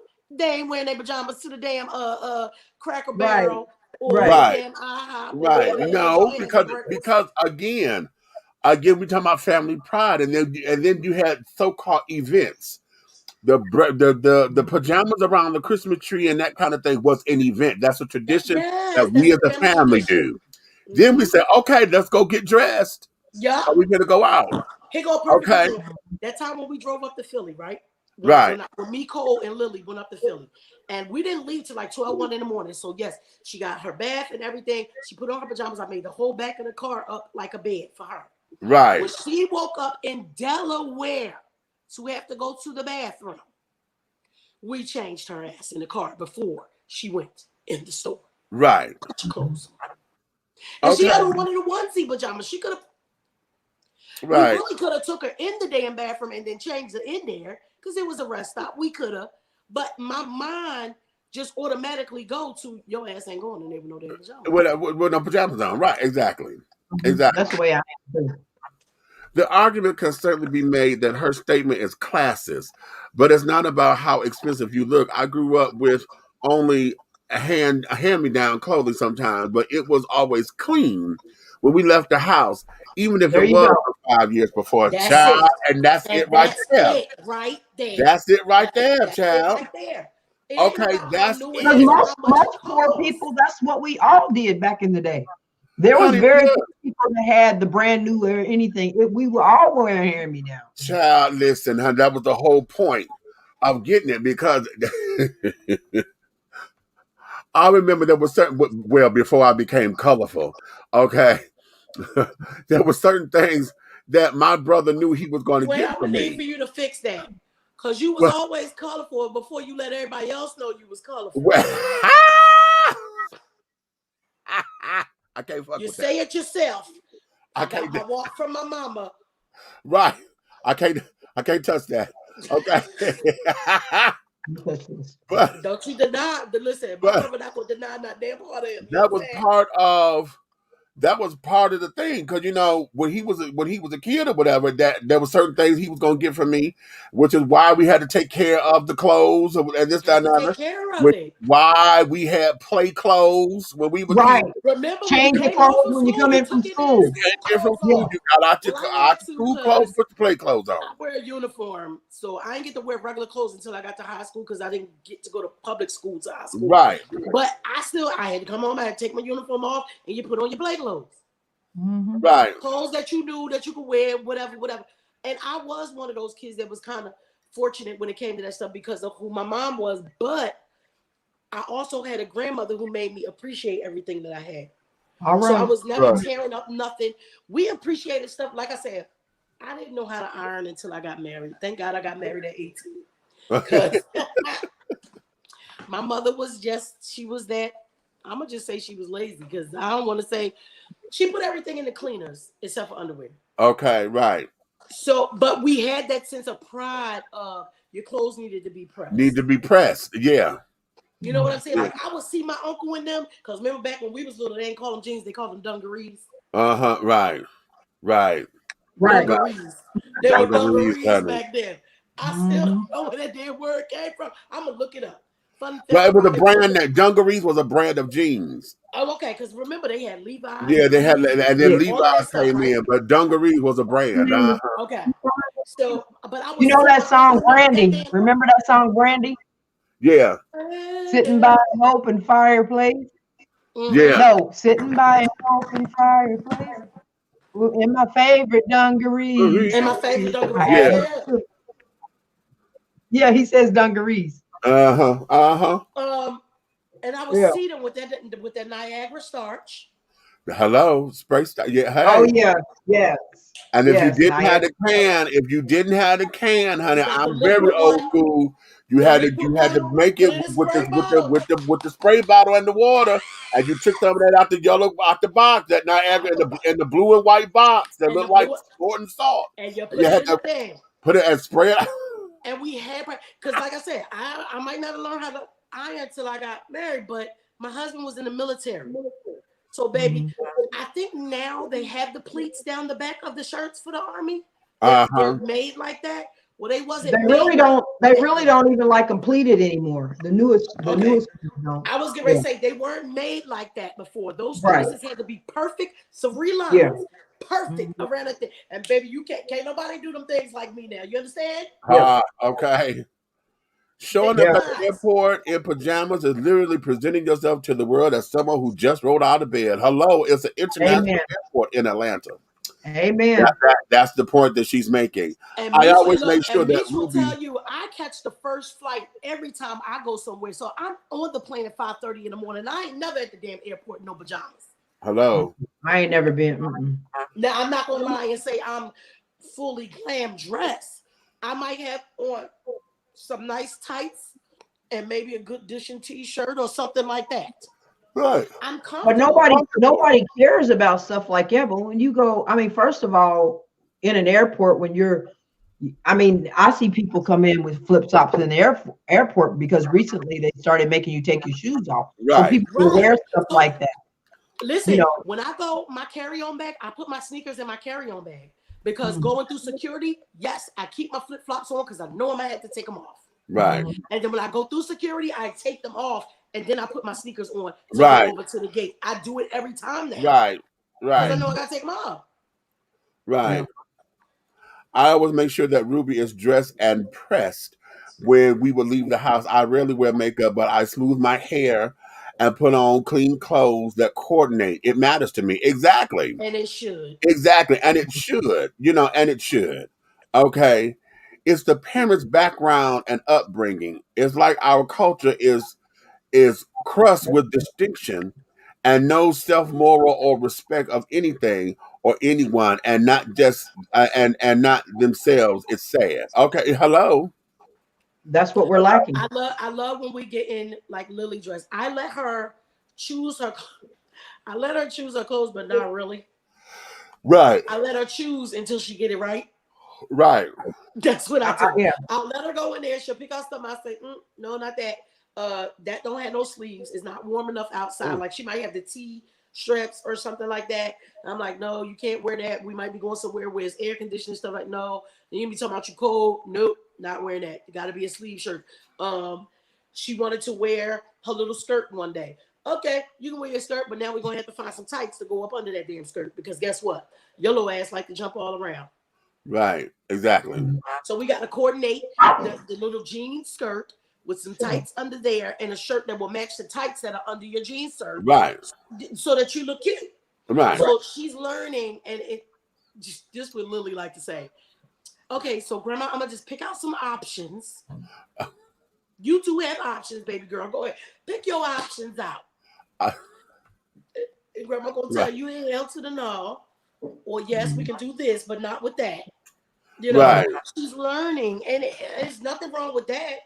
But and that's fine. But what that also does is that puts her and gets her part of the process. Right. So and then she'll know what's expected. She'll also know what's expected. Like, okay, exactly. Grandma already knows that the weather ain't good, so I shouldn't be wearing this or this is right. Exactly. Say, my daughter. Is it raining now? Can I wear? Yeah. I can put on sandals or can I put on sneakers? Well, let's go to the door and see what's going on. Let me look at Google and see. Or let's ask Siri what's about to happen down here. Yeah, it makes them be a part of the process, but give them some pride in what they're doing and what and they it don't are have doing. to be the best of everything. No, like y'all said, who was talking about that? Was that Natural? We was talking about that early on the panel. Road, you was there, right? When we was talking about like T and Tamara when they had their show and they gave the baby her first birthday. They said T and wasn't not had no damn expensive ass stores. They was at Walmart. Right. Okay. Hello. I agree with that. And that's how the hell you stay with your damn money. Right. Like I said when the twins was here and I saw that they were getting fat and stuff like that, and I was like, oh, they outgrowing a lot of this stuff that Molly and them sit down here. I went right over to damn Walmart. Right. Bought the little, because now the onesies be all cute. They be having damn the tutu attached to the onesies and everything, and you get the little tights and all. They can be very cute for a low price. Kids are growing like this. Like honey, yes. And then right now, kids' clothes are very disposable anyway. They only gonna be in them for what, 2-3 months, unless you buy them big so that they could grow. They be around for a little minute. They grow into and then it. We in this culture, social media culture. You got your kids thinking they can't wear nothing more than once because you're word on social media already. Child, listen, I'm gonna take the Tiffany Haddish approach, honey. I spent too much money for this dress. Y'all gonna wear it again. Y'all gonna see it, and y'all gonna see it. Where now, that's the joke. Now, I mean, hell, the dress itself has become iconic. To where and from this point on, every award show she does, she need to have that dress on, and be like, I'm in this dress. You hear? I'm in this dress. Exactly. The dress has become the thing for her, which is a marketing ploy. And when she goes to change it, everybody gonna be like, "Oh, it's gonna be a gang." Like, what? She changed the dress? Oh, wait a minute. Amy said, "Sorry, I'm sensitive because it's been a full 20 years that we've been blamed for America's woes." No. Here's where this is, and the millennials got blamed. I blame the ones that's 25 and under. No, here's what it is. I blame the generation before us. Really, that's what I was going to say. Those are the ones that started the downfall. They didn't want the praying. They didn't want this. They didn't want that. They wanted to be hippies.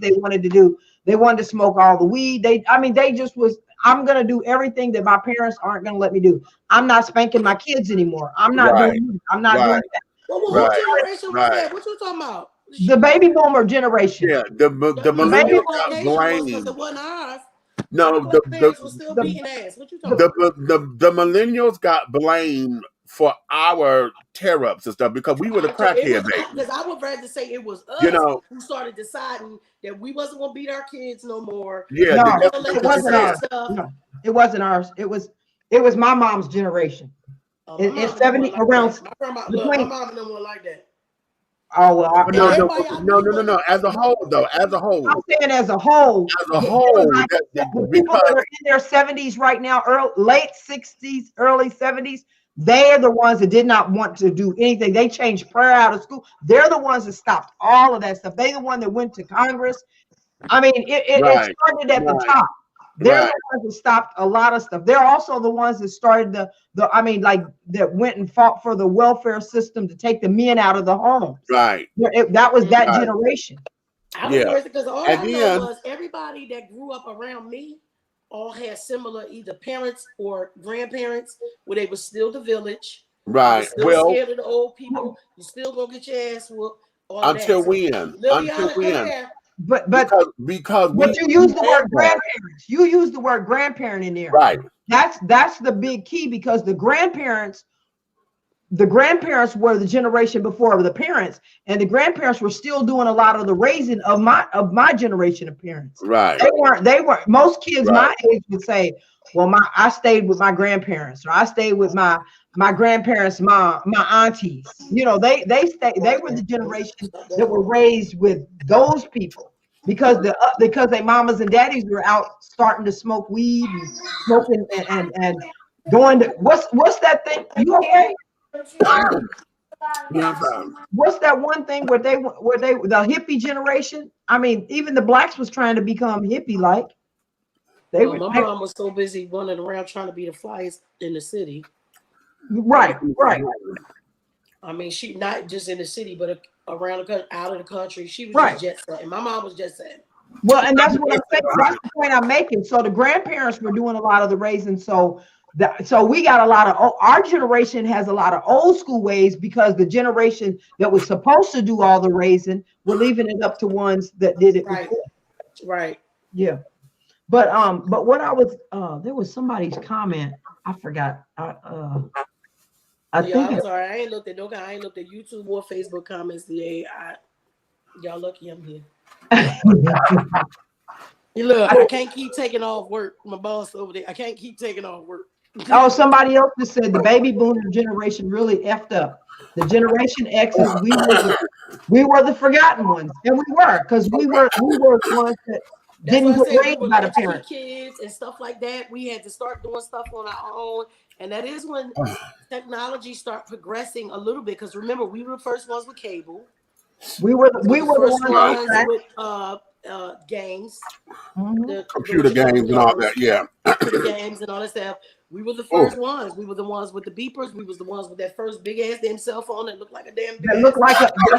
That's right. Right. It looked like a military walkie-talkie.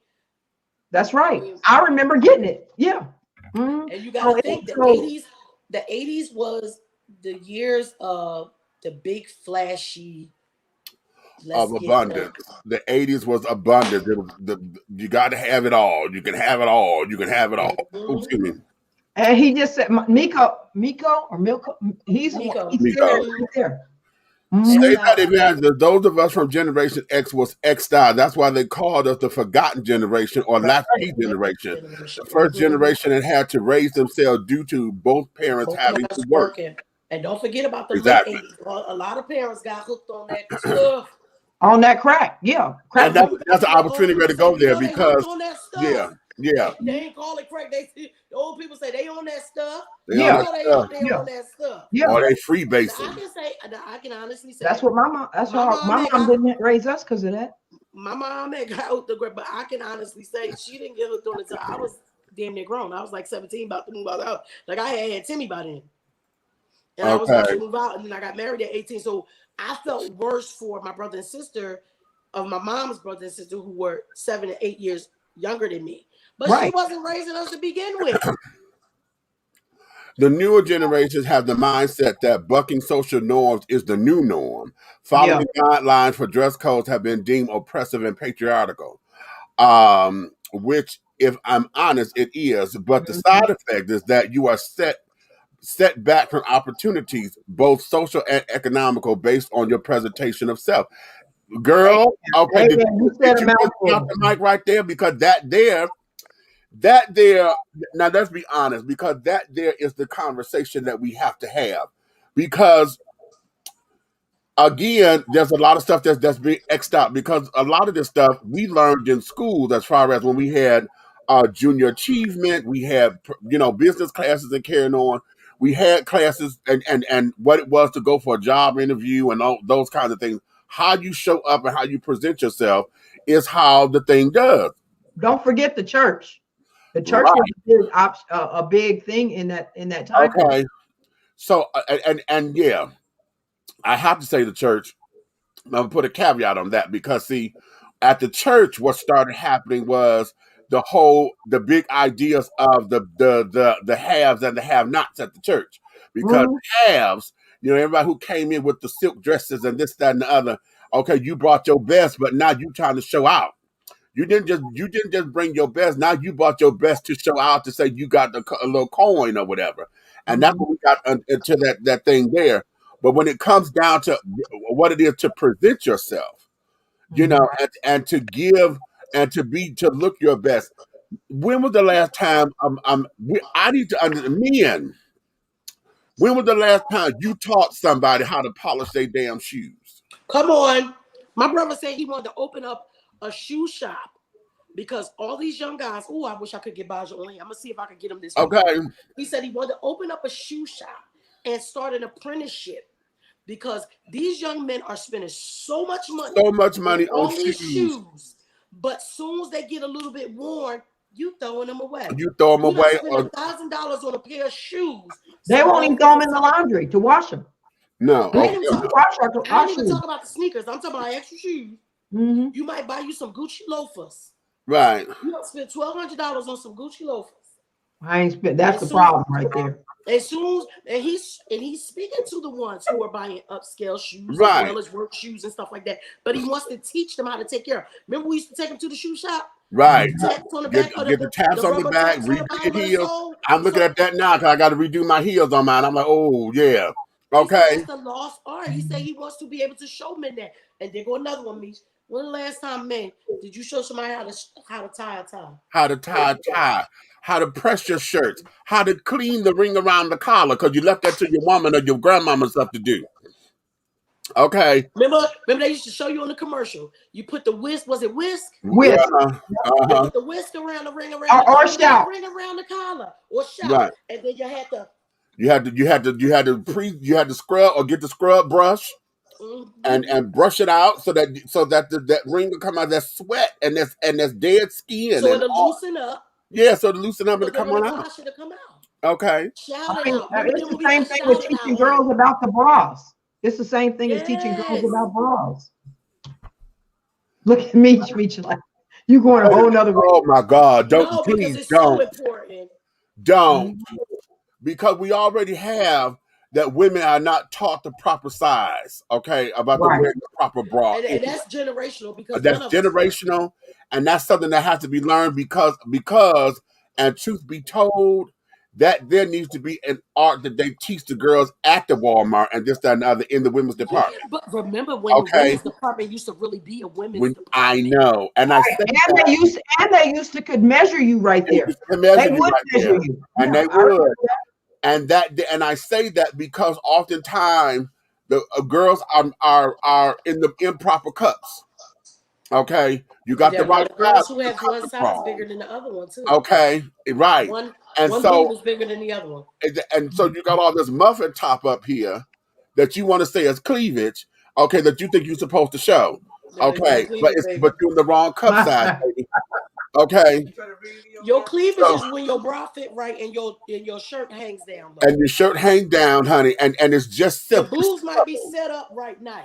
Right, and it's just but subtle. They're not popping out the bra. Right. They're not popping out the bra, baby. Right. That's not it. And that's what. So we have a lot of that. We have girls who don't know the child. Do they still make teach slips? Etiquette or anything like that anymore. Do they still make slips, child? Because I haven't seen or heard nobody buy a damn slip.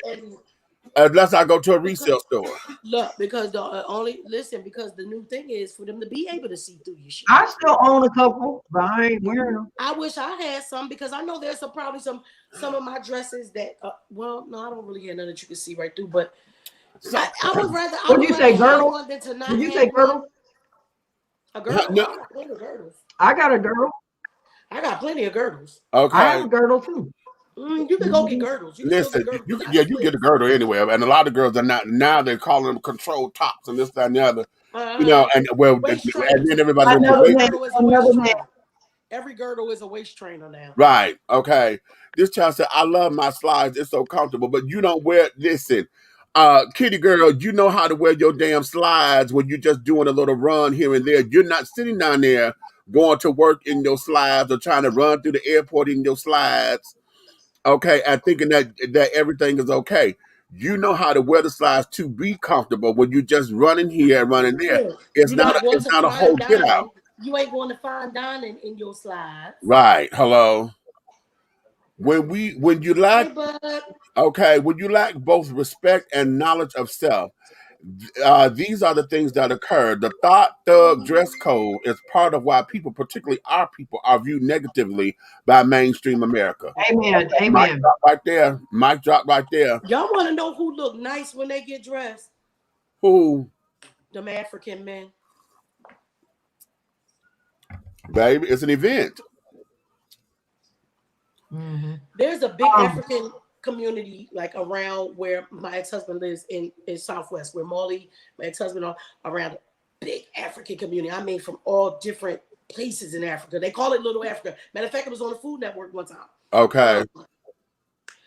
Every day they get up, they dress. Right. Okay. You know, I love that. I love that long top that they wear. Yeah, I do too. Their pants and their loafers.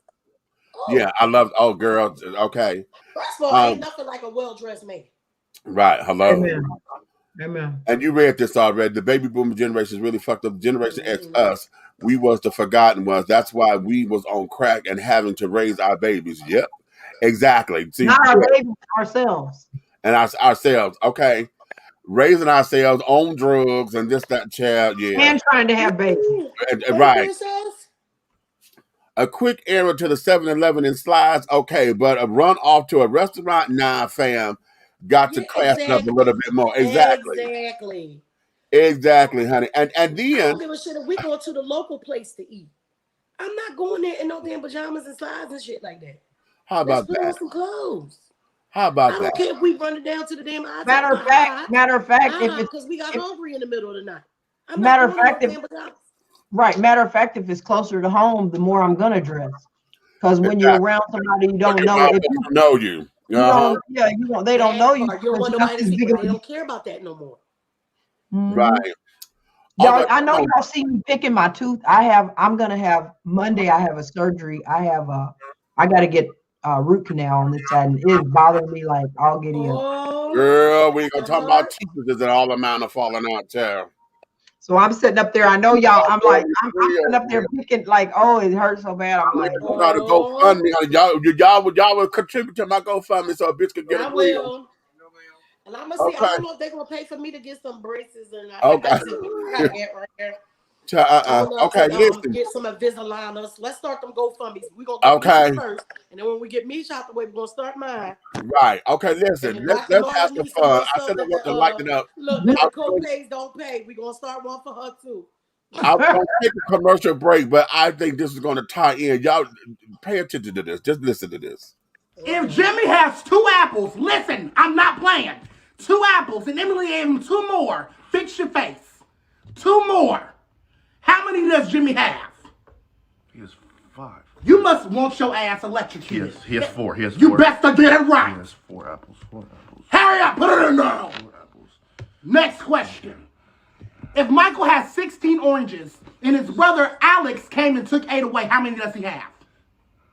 He has 10. You gotta refuse to be stupid, you monkey nut. If I have 8, what is 8 plus 8? 16. So, if 8 plus 8 is 16, what is 16 minus 8? It's 8. So why would you say 10? 8. It's 8. Put it in. Stop acting like you stupid. Boy, I swear to God. Okay, can I say something first? That's me. I'm sorry. I'm sorry. That was my foster mom. All day. That is me right now. I promise you. I'm sorry, but that is me all day. I promise you. I apologize to my granddaughter, but sorry. If you get your ass up here, you can sing a goddamn song off one of them shows you watch, and you can do your damn work. Listen. I'm scared of math today from getting beat while I was doing math. You know how back in the day when they would say, the teachers would say they send you home with the whole little thing of how you times do your multiplications, and they have the little rows. And my mom would it be used like, to be in the back.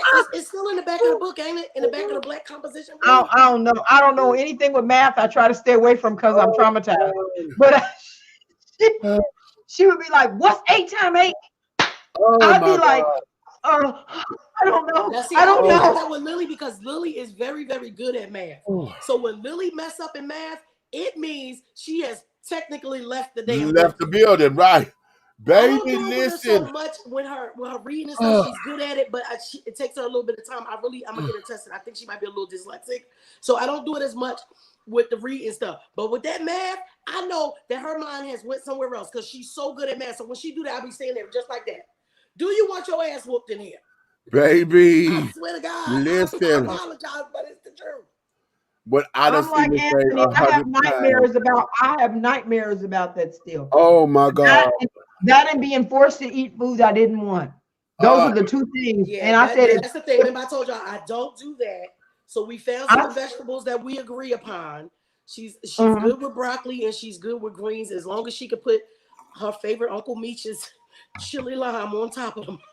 If she could put chili lime on top of it, she'll eat it. Them old folks back in the day didn't play. They wasn't trying to make it taste better. They was like, you eating whatever I cook it, whether you like it or not.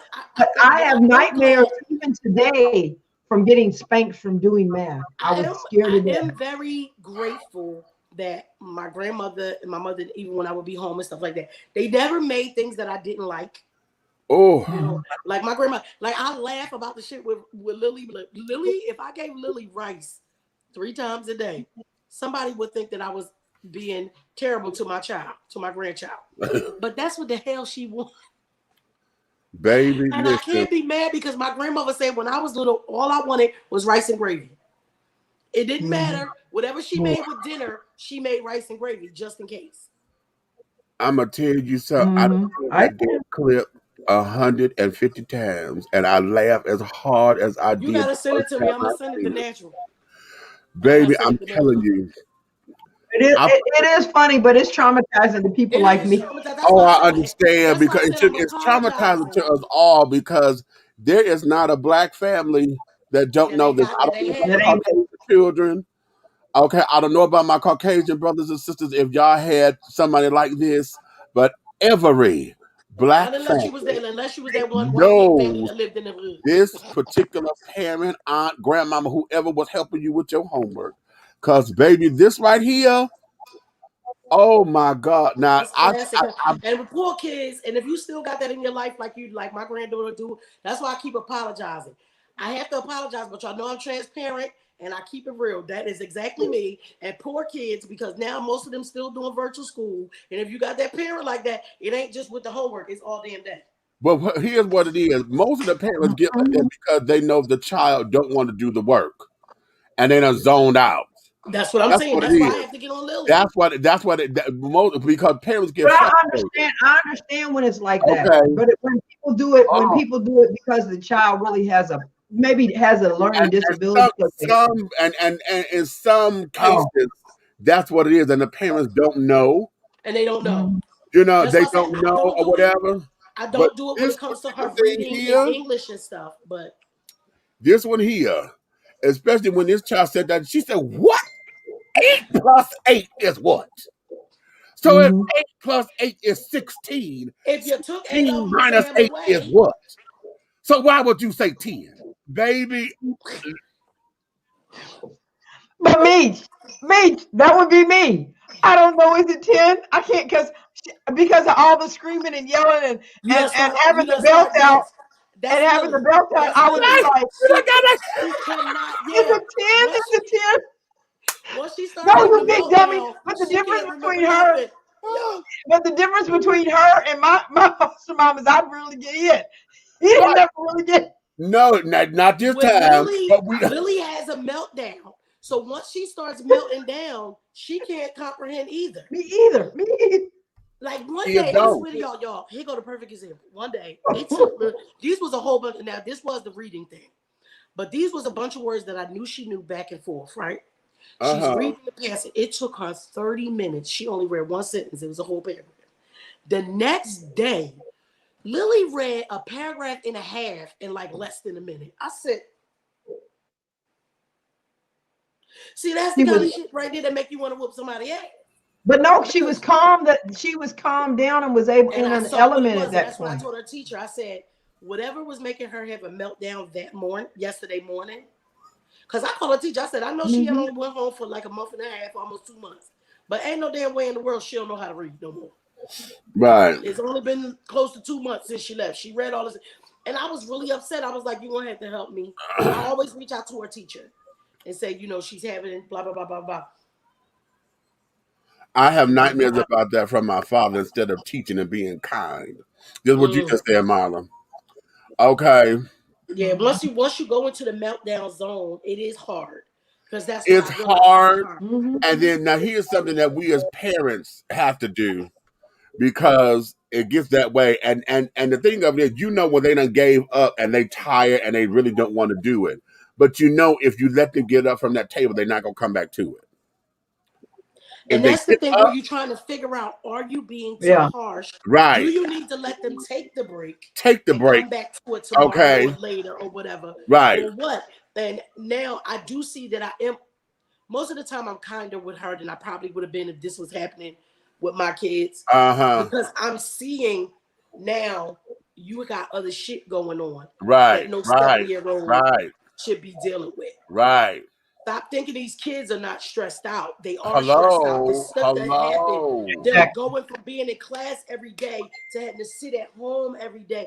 It's a lot. These kids have anxiety. They are stressed out. So most of the time I try to see that. When I see that Lily's melting down, I text her teacher and I say, I'm going to make sure she completes all her work for today, but I'm going to let her log out. Okay. And her teacher just be like, okay, let me know if I can do anything. You want me to call her later? You know what I mean? She'll call her and stuff like that. But I'm glad that I'm able to recognize that because I don't know if this would have happened when my kids were little. If I would have been able to isn't that something? Isn't that something to where now that comes with maturity? It does come with maturity. It does. But let's look at it from what we were taught, because see, we didn't have this option. That didn't come to like my sisters, because I'm 7 years older than my sisters. So by the time I'm about ready to graduate high school, they're going into junior high school or whatever, all that. So by that time, my mother was able to start to see patterns and this, that, and the other. Because right now I'm the guinea pig. Okay, no, you're gonna do. We don't have, what's So we had all of that. What's wrong with you? You ain't smart. They call you dummy and everything. My brother. Y'all know my mother was a whole English teacher. Verona Christine was a whole English teacher. That's why she didn't allow me to go to public school till I got to the 9th grade. And I was only able to go to the top vocational school in the city, which she used to teach at. So that I still had a village at the school. I wasn't going to do nothing crazy. Because all them people, when I used to come and see, my mom would bring me on the days that we might have not had school. And I would go there when I was little. I remember one lady used to tell me, Miss King, she said, girl, when you used to come when you was little, we ain't never need nobody to come and clean the floor. That was because y'all know my mom was Muslim and stuff. So I had all my little long clothes on and stuff. She said, we ain't need to clean the floor when you came. I said, she was talking about my dress wiping the floor. But, she put me, even though she didn't raise me, like I would be at her house sometimes, but more with my grandmother and stuff. But she made sure that, I said, when I graduated from 8th grade, I said, I'm just really tired of wearing a uniform. And the first school she gave me was Girls High. I said, well, hold up. If I'm going to go to Girls High, I might as well go to Holiday and Little Flower. I might as well stay in the uniform. Right. Okay. I said, I'm not going there. I don't want to go to school with all girls. At least if I went to Holiday, dang, who in here from Philly? The boys' school was across the street. But she said I could go to Dobbins. And, you had to take a test. You had to take a test to get in Dobbins. So the test. They was like the smart kids went to Dobbins, not really. I don't ever remember the test being that hard. All right, here's what we're gonna do. We're gonna take a little commercial break. And when we come back, we're gonna. I'm getting tired. I got a hair appointment at 8 a.m. Oh Lord, okay. Because what time is what you call? We got 3. We got 3 for I got 8 a.m. I picked up all the shirts. Y'all seen that? Anybody? Shiro Hero. I got the box in my thing. I got the box of shirts. Okay. Well, here we're gonna take a commercial break, and then when we come back, we're gonna get into Tulsa, Oklahoma. That's what I want to talk about. The 100th anniversary. And I'm gonna send you another link too, just in case they can't see the one that you are talking about. There's another good one that I used to listen to, and I still listen to it from time to time when I'm going to bed. It's a really, really good one, and it's on YouTube. So I'm gonna get it and I'm gonna send it to you now. All right, we'll be right back. Angelo Ellerby, the Henry Higgins of hip hop, is the founder, president, and CEO of Double Exposure Media Relations. Double Exposure Media Relations is a full-service public relations, marketing, and artist development firm specializing in publicity, photography, artist promotion and artist development, makeup artistry, event production, and EPK development. Celebrating over 45 years in the industry, Angela believes that a culture that does not take care of nor respect its artists is a culture that leaves nothing behind to appreciate. Let Angela help you make dollars and cents of the entertainment industry. Contact Double Exposure Media Relations at 201-224-6570. That's 201-224-6570. Avea, Liliana, Olivia, Nyla, and Nasia. This is Nana. Hey everyone, it is your girl Aunt Nikki, and I am here to tell you about my Nana Creations collection. So let me tell you what this collection consists of right now. Right now we have all natural body butters, all natural rose water spray, and handcrafted crystals and beads jewelry. That means you can get necklaces, you can get bracelets, you can get waist beads, you can get anklets. You can choose from what we already have, or you can give me a call, hit your girl up, honey, and tell me exactly what it is that you think that you need, and I will create a piece especially for you. Okay, so I want y'all to get into this. Yes, I sit here and bead every last one, honey. I'm having such a good time doing it. If you guys didn't see in the beginning when I called out those names, honey, Avea, Liliana, Olivia, Nala, and Nasia, those are my granddaughters. That is where the name Alo Nana came from. We started with the body butters, then I went into the jewelry, and baby, I just added this rose water, honey, and I am telling you, it is amazing. Look at the ending credits to see where you can purchase you some, where you can order it.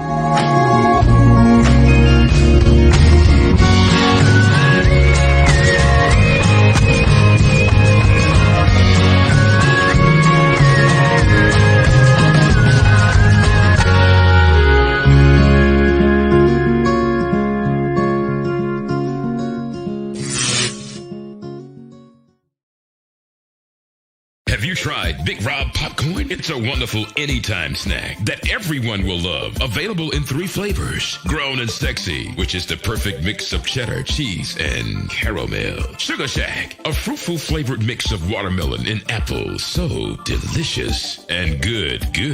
How about spicy butter and white cheddar? Everyone loves it. That's why it's called good.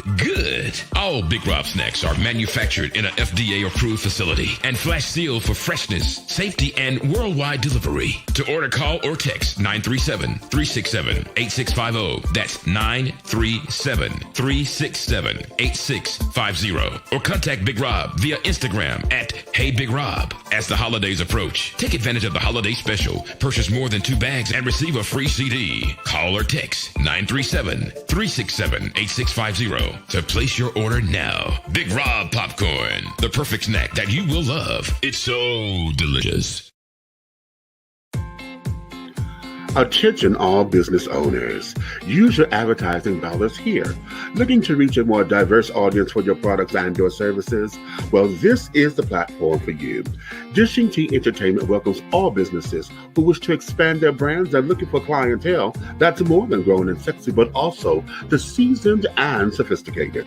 For more information on how this spot can be yours, contact Big Meat at 404-914-5610 or go to our website at www.dishingtea.com. All right, we are back. If you're just tuning in, honey, we just got through talking about Monique and her comments and carrying on about the bonnets and things in public places and pajamas and all that. But now we're going to switch gears and we're going to get into understanding, overstanding, understanding what it is that we need to do to take care of and preserve our own history here in these United States of America. Now, I'm not sure if you guys are aware, but we're on the heels. I think it was Monday, the 31st. Wait a minute, what's the actual date? of the Tulsa massacre, because we were on the 100. 1921. It was in May the 30th, 1921. May 30th. 21, yeah. So it was Sunday. 21. Yeah. Sunday. Okay, May 30th. Mhm. Okay. So we are now celebrating 100 years since the devastation, probably the worst devastation of Black history that we know of. Okay. Now, there have been several since then, as far as Black massacres in this country, devastations within Black communities and Black and all of that. You know, Black thriving businesses. I'm sure y'all saw the movie Rosewood. Rosewood was one.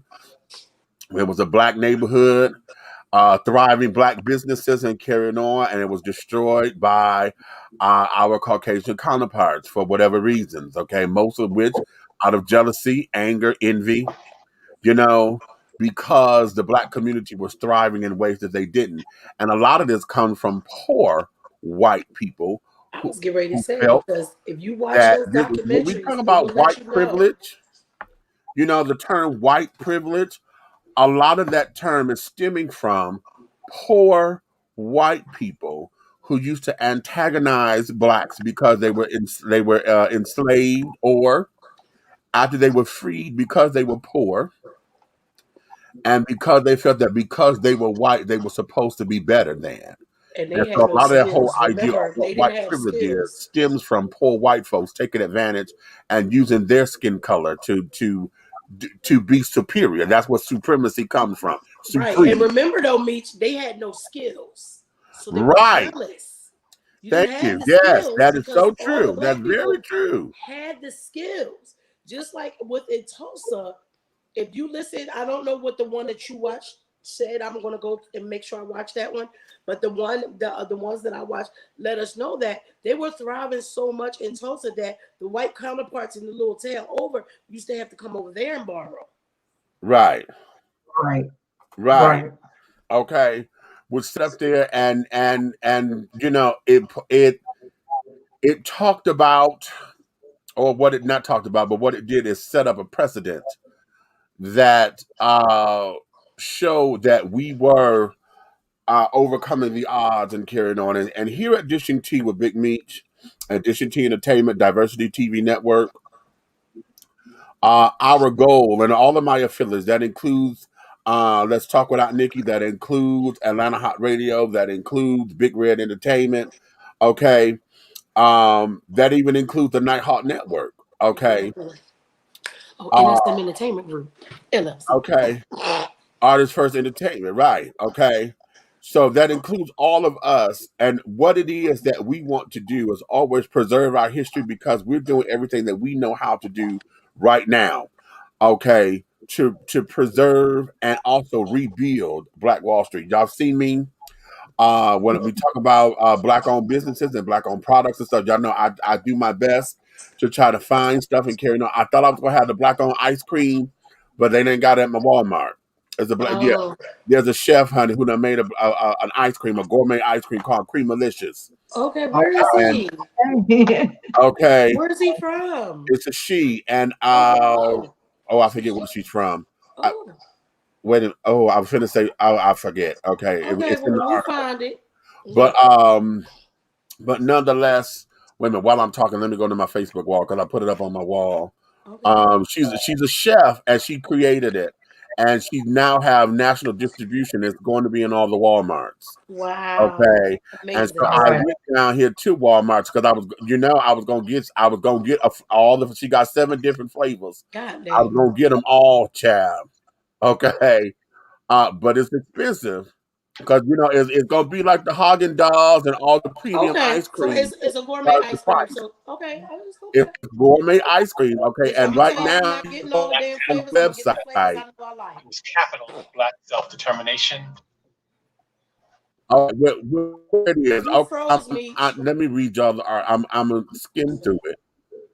Did I freeze? You did, but you're not now. Did I But you freeze? look, but you Am I together? lagging. You fine now, but you Okay. were lagging a little bit. Oh, okay. Probably because I'm doing too much, trying to be on this and pulling this up. Mm-hmm. Okay. You know you gotta be on And different all of that. devices. Now what just happened? Oh Lord. Okay, here we go. Here we go. Okay, come on. You know what? I am so sick of the doggone interwebs. The interwebs. The interwebs, child. Mm. Because she act like she want to have a mind of her own from time to time, honey. And that ain't necessarily the tea. And, child. Don't Okay. worry, we can But get in there. you know what was fun, what's kind of ironic about that Tulsa stuff too? It would be like a white person would drive by in a neighborhood and see that the black person had a grand piano in their house, and that angered them already. Like, Mm-hmm. or the Yeah. music came from them. So Right, we create. envy. Talking about a legacy. That's why it's important to leave. Because obviously, from where I come from, there wasn't none. But it's important that we do build legacy and rebuild, because rebuilding, um, you know, when we leave a legacy for our children, our grandchildren, we just hope that what that's why it's important to teach these lessons about your dress, your how you present yourself, because when you're left with that legacy, if you don't know how to treat that legacy when it's going to be gone again, Remember, Mitch, you talked about that sometime before, like when somebody might have left something, but because you don't go on and do something else, now you don't want to take care of it. You don't want to You make don't sure want to it be bothered. continues to Right. thrive. You sell it off. The worst thing we could do is sell off anything that belongs to us. Yes. Even if you Oh, can't yeah. be hands God. on with it, you got to find somebody that's going to make sure you keep it going. Even if you just got to check in weekly or whatever, you don't let it go. That's why you guys, that it's cute and everything, but that Alo Nana means something to me. That is all Right. 5 of my granddaughters, and that is something that I'm building for them to have. Right. Right. Know Amen. that I cared enough to create something for you that I hope will build into such a big thing. Right. To let the kids Amen. know that I want to do something for you, something that you will have.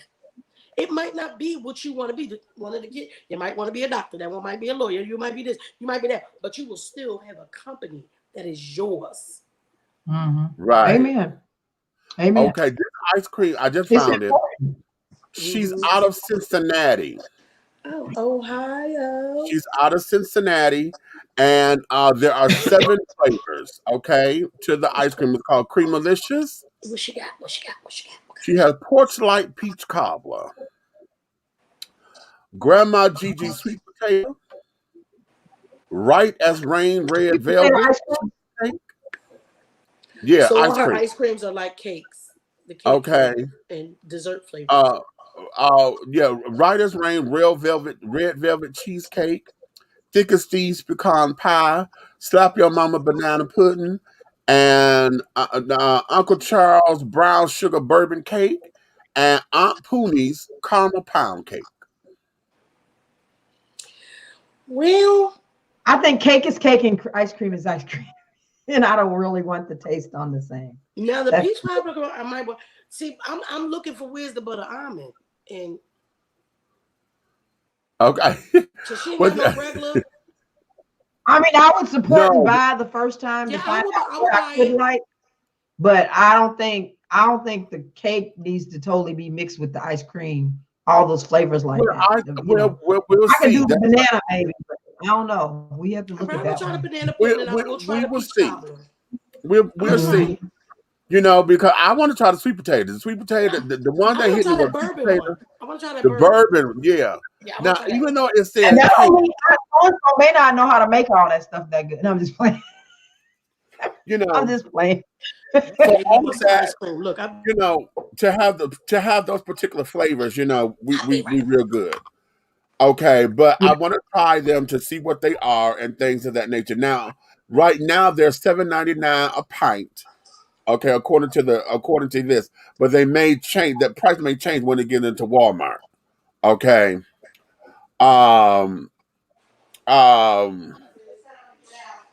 Yeah, and then right now, I just couldn't see myself spending, because with shipping, you can't order less than 4 pints. Okay, if you go online, and then the shipping, because at 4 pints, the shipping is like $25 because it's coming packed in ice and the dry. Right. But no, I just couldn't see myself spending $50 like that, you know, Oh and no, ice everything of cream. it going into shipping. You know, I just can't see that. But I'm waiting on it to come to my local Walmart so we can get it up in here. Red that came up in here. Let me bring Red in because I don't know if he's traveling or not. What's happening? Oh, okay. He at the club. He bouncing and carrying on. Okay. He at the spot. Okay. Oh, you at the studio.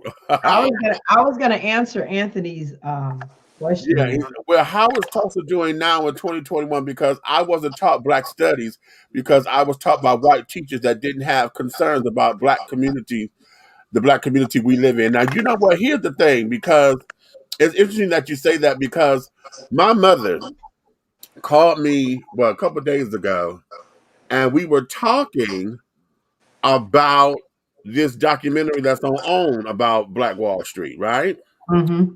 And she said, "How old am I?" I said, "You're 71, honey." She said, "Exactly." She said, "Now, how come this is the first time I'm hearing about a Black Wall Street like this?" I said, "Mama, what are you talking about? Because I know about it." "What do you mean you don't know about it?" She said, "I've known about Tulsa, but I did not know Black Wall Street." Because it wasn't called that at first. Okay. And I said, "Wait a minute, what?" So it prompted her. We had a discussion. I said, "Well, Mama, I knew about this. In Detroit, we had Black Bottom." Okay. Mm. Detroit had Black Bottom. And so we got to looking it up. She said, "Well, have you heard about Paradise Valley?" I said, "I know Paradise Valley." I said, "Where is it?" And so she was telling me that's in Detroit too. I said, "Well, wait a minute, hold on. And where Paradise Valley is now what we call Eastern Market. Okay. And so it gave me a minute to start to look at that. I said, "Well, wait a minute, I was calling Black Bottom Eastern Market all this time." So there were two separate neighborhoods. They were adjacent to one another, but there were two separate neighborhoods in Detroit. Okay. I'm sure every major Black city had one because down here in Atlanta, we have Everything. Look, St. all of them. Albans. Look, St. all Albans of Street and all down them. there. Yeah. Okay. Okay, yeah, I know where that. Okay, so that was that particular thriving Black neighborhood and stuff here, where we had thriving hospitals and banks and I merchants. was born in an all-Black hospital. You know, oh really? In Missouri. Wow. The last one, we were the last children before they closed it down. 1966. Wow. Okay. So get on my nerves. Okay. So when we talk about a lot of what's going on, the thing is, let's talk about those. You know, a lot of folks don't know that the history of what Black Wall Street was. As far as the Tulsa, Oklahoma, a lot of folks don't realize that the Gap Band, the singing group with Uncle Charlie singing group, that their singing group, that's what their name came from, because they're from Tulsa, and their name GAP, Greenwood, Archer, and what name? The other street. That's what their song "You Dropped a Bomb on Me" is about Tulsa. Listen, I'm sick. Did y'all just hear me singing it? And I'm like, that's what the song is about. It talks about that. Yeah. We've been singing that song for years. We've been singing it for years. Yeah, because the aircraft was coming over and dropping bombs on them to. Yeah, yeah. And you're right though, because in the 70s, or 80s, 80s, 70s, 80s, 70s. 80s, yeah, early the 80s. Early 80s. Yeah. We were singing that. I mean, but you know what? We didn't know why certain things was being said, because we didn't know what was going, because we're young and we're not knowing what's going on in the world. Because back those days, we weren't watching the news like that. No, you know, God. And even if he was, they wasn't showing that part of it. They wasn't showing it anyway. No, it wasn't. And then, you know, I hated the news when I was a kid because it was so serious. You know, They were so serious. But here was where it is, you know, understanding that a lot of I didn't know this until I watched this documentary, that a lot of that land, it was Native American reservation land at one point. Mm-hmm. And the white folks didn't want it. They didn't want it. Okay. And so what they did was, that was land when black folks said, okay, we'll take it. You know, that was a throwaway land. So they gave it to them. You know, okay, well, They didn't think now, they was gonna be able to make it down. y'all could be over here. And they didn't think it was nothing. Well, come to find out, that land had oil. The land had oil. So it was now the richest land there. Yeah, Okay. now you want it back. Now you want it back. Now, because, and then on top of it being the richest land and carrying on. You don't want it back because it wasn't ever yours to begin with. Right. Now you want it. You didn't want it. You didn't want it. And then because black folks came in and did what they did. Okay. Thank you. They done set up there and they done turned this into a thriving metropolis to some degree. Okay. I think they said what it was like 13 or 19 blocks, you know. They turned that into living. They had everything. Stores. They had no need to come to your stuff. And they even had the CD parts for those who were still running numbers, and had the joy houses and this, that, and the other. So it's not like it was all, we were just all upscale businesses or whatever and on the table. They had to underline, you know, the black. Yeah, you know, they had the farming. They even had the farming people that had the weed, the soil, the alfalfa. They were selling all of that in stores. I studied this. This is so amazing. Coca-Cola had cocaine in the first formula. Right, exactly. Baby formula, you know, when they first started coming out with baby formula, they had it there because I think baby formula was actually, if I'm not correct, either Enfamil or Similac. One of them was made by a black person. Oh, okay. The scientific side, you know, putting the science. My family hails from Indian territory, and my dad's side from Oklahoma. Yeah, that's what I was getting ready to say. I think it was in the 30s. Princess, we going back to reclaim y'all stuff. Anthony's right. It was like 35 blocks. 35 blocks. Yeah. So with that, you know, it became a spectacle now because the white people were, you know, now and then wanted to claim it, and then wanted to degrade black folks and carry it on. Mm-hmm. Now they're trying to come up with ways to discredit the black folks that was on the land. Mm-hmm. You know, they were trying to say that they were this and they were that. They were trying to sue them for whatever reasons. They were trying to come in to say that they were not good fit parents and they were unfit parents. You know, and so now everything. But remember, after it was all over, then you didn't pay them. Right. They're paying insurance. Right. Me too, Leah. I'm considered from the Creek and Cherokee freedmen in that area. Still need to get my child registration. You better get it, Princess. Come on now, because that's money right there. Yeah. Yep. Do you know what you can do once you get your card? Let me tell you something. Because if the white children paying $5 Indians, they pay $5 to get their little card to say they were descendants of, and they could sit down there and do the shit that they done did in the name of being quote unquote natives. Baby, listen, you better get that real good, real quick. Okay. Princess, we're gonna open up a casino. Ain't that old people saying a casino? Okay. I have mine for I need mine for the Cherokee. Okay. Oh, okay. That's how my car didn't call that much. So yeah. What's up, Red? What's happening, man? What's going on, fam? Hi. Nick. Hi. Hey, what's happening, Doc? What's going on? Hey, how you doing? I'm all right, sweetheart. What's happening? Oh, nothing out here with the doggone Einstein mind. All right. Oh, really? Is that H2 up there? Yeah, he is right there. Hey. H2 Senior. Hey, husband. What's up, man?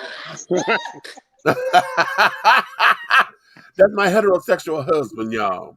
Guys, I have the red shirts. Look, remember how they got the red hats? I have the red shirts. Okay. I'm stealing everybody's. I'm wearing everybody's. Okay.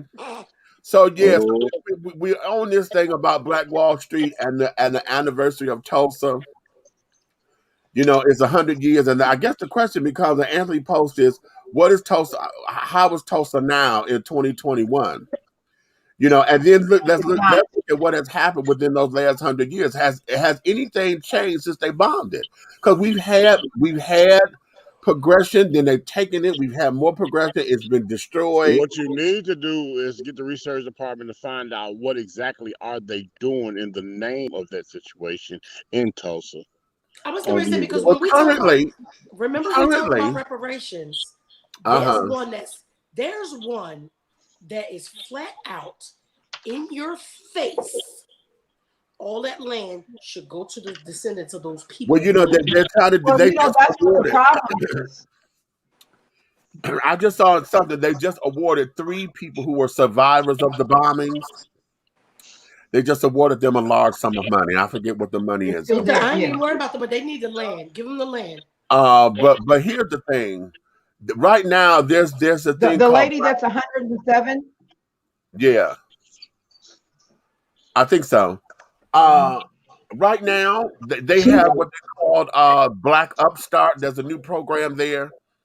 And they're in Tulsa. In fact, they have several here. They have a chapter here in Atlanta where they're doing a lot of workshops and entrepreneur building and trainings and stuff to get people to how to build their businesses and carrying on. But right now, here's my concern. I really believe that now that a lot of focus has been on Black Wall Street, it's becoming a little political because now folks are trying to use it as a you know how everything get.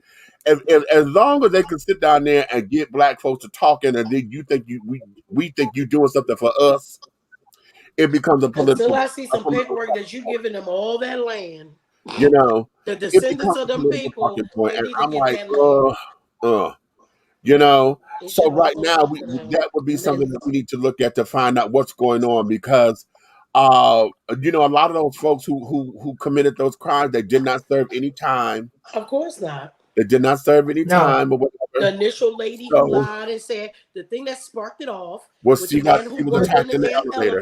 Yeah. No, he didn't work. He didn't work there. What happened? He came from across the street. He was there. Yeah. He was across the street. She was in the elevator and she screamed. And he heard the scream and he came from across the street and he came in the elevator. She said he did it. Okay, now here's the ticket. The reason why the riot started was because they were trying to hem him up. Black folks came everywhere with shotguns and shit. Right. They were like, oh no, fuck that. We're not going down like that. Not today. Okay. And so one thing led to another. A shot got fired. I don't know who fired it. A shot was fired, and that's what caused the commotion. And so we had like maybe 6,000 people dead from shooting. No, 6,000 people got arrested. Check this though, because she wasn't on the Black side, right? The elevator stuff happened on the white side. Okay, right. So how the Black side get burnt now? Because now y'all don't rally it all up. Jealousy. Y'all ignorant asses over there. Well, it was mainly because of jealousy and envy when it comes to that. That was the camel for them. The straw. Historically, and I want y'all to think about it, looking at the age of this entire panel. How many people that you know? I was talking about us being teenagers. Now you need to be quiet.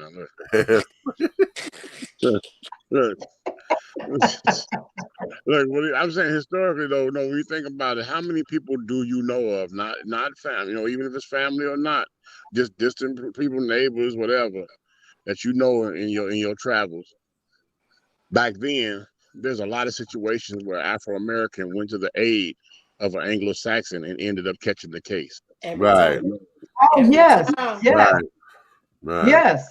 I'm just saying because I always speak on this because one of my favorite uncles, you know what I'm saying, he's doing well. He's out, you know what I'm saying, got his own business now. But he lost 8 years of his life for running to an alley to stop a woman from getting raped. Because she turned around and said he did it. Or we could bring it up as recent as when Marley was here and was only 17 years old. And because a little white girl, not just a little white girl, but a little white girl with a record who done been locked up about 6 times at the time for prostitution, You bring people to my house, to my studio, looking for somebody else. You leave. My son fires in the air. You call the cops and say he tried to kill you. Now, my son, who ain't never been in trouble, get good grades, ain't never did nothing, ain't even seen no handcuffs, gets charged as an adult with 3 counts of aggravated assault because you brought men to my house looking for somebody else. And in his mind, he felt like he was firing a shot to make sure y'all don't come back. But nobody got shot, nobody fought, nobody touched each other, nothing. It was words. Y'all seen me come out there, y'all got in the car, y'all left. I went back in the house. This dumbass, I mean, it was dumb what he did because somebody could have got hurt. He didn't know what he was doing. But thank God nobody did get hurt. But how you take a 17-year-old who's never been in trouble before a day in their life, you charge them as an adult with 3 counts of aggravated assault and put him straight in prison with grown people against I'm just going to say this bitch, because I don't give a damn if she was black or white. This bitch, you came to my house, you started this shit. It wasn't even about my son. And then you lied and told them that he tried to kill you. And then when she tried to recant and take it back, they wouldn't listen. They let the state pick it up. And now my son, who I always say, my baby, well, not my baby, my youngest child went to jail. I don't know who the fuck came home. I got a question for y'all. Hey, I got a question. And it wasn't never none of that. He got locked up in juvenile or none of that. He never been arrested. Have you ever wondered this? Have you ever wondered this? How many cases in America where there's been a person that has no affiliation with trouble catch a major case? Right. Look at the boy. Look, boy that they said stole that backpack that time. He's ended up dead now. He's dead. He killed himself after he had to spend. He was like 15, 16. They tried. That's the one that Jay-Z and them did the Jay-Z. Yeah, did the documentary on. Look at that. You know, it's horrible. Because you took a child and you put them in a grown man prison. Yes. Somebody's never been in trouble before in their life. Yes. And that's why I try to tell my son. I said, listen, something they didn't even do. Your record, because we're gonna work on that. But your record tells people that you are a violent offender, that you are a violent criminal. They never get to know that you never touched nobody, you never fought nobody, you didn't even slap nobody, let alone shoot nobody. They don't get to know that. Only thing they get to see is you got 3 counts of aggravated. You are a violent felon. That's what they see. They don't know that you were 17 and nobody got hurt, nobody got shot, nobody fought, nobody did anything. And then to know that she tried to go back and fix it, I'm pretty sure some people was like, if you don't tell the fucking truth. Okay, Nikki, how many cases you think I'm saying the world that white folks had where they could have doggone said, okay, this was a bunch of bullshit, my bad, and everybody go home, that they didn't pick up? Why is it the state always pick up the black kids? You know, and then remember, I'm gonna tell y'all what the judge said. When our lawyer, who was not a public defender, we paid for this man. When he asked him, can we do first-time offenders? You know what the judge said? I'm not giving him first-time offenders because he was a bad shot. Right. Wow. He had a 9mm. If my son wanted to hurt somebody, he could have let it rip.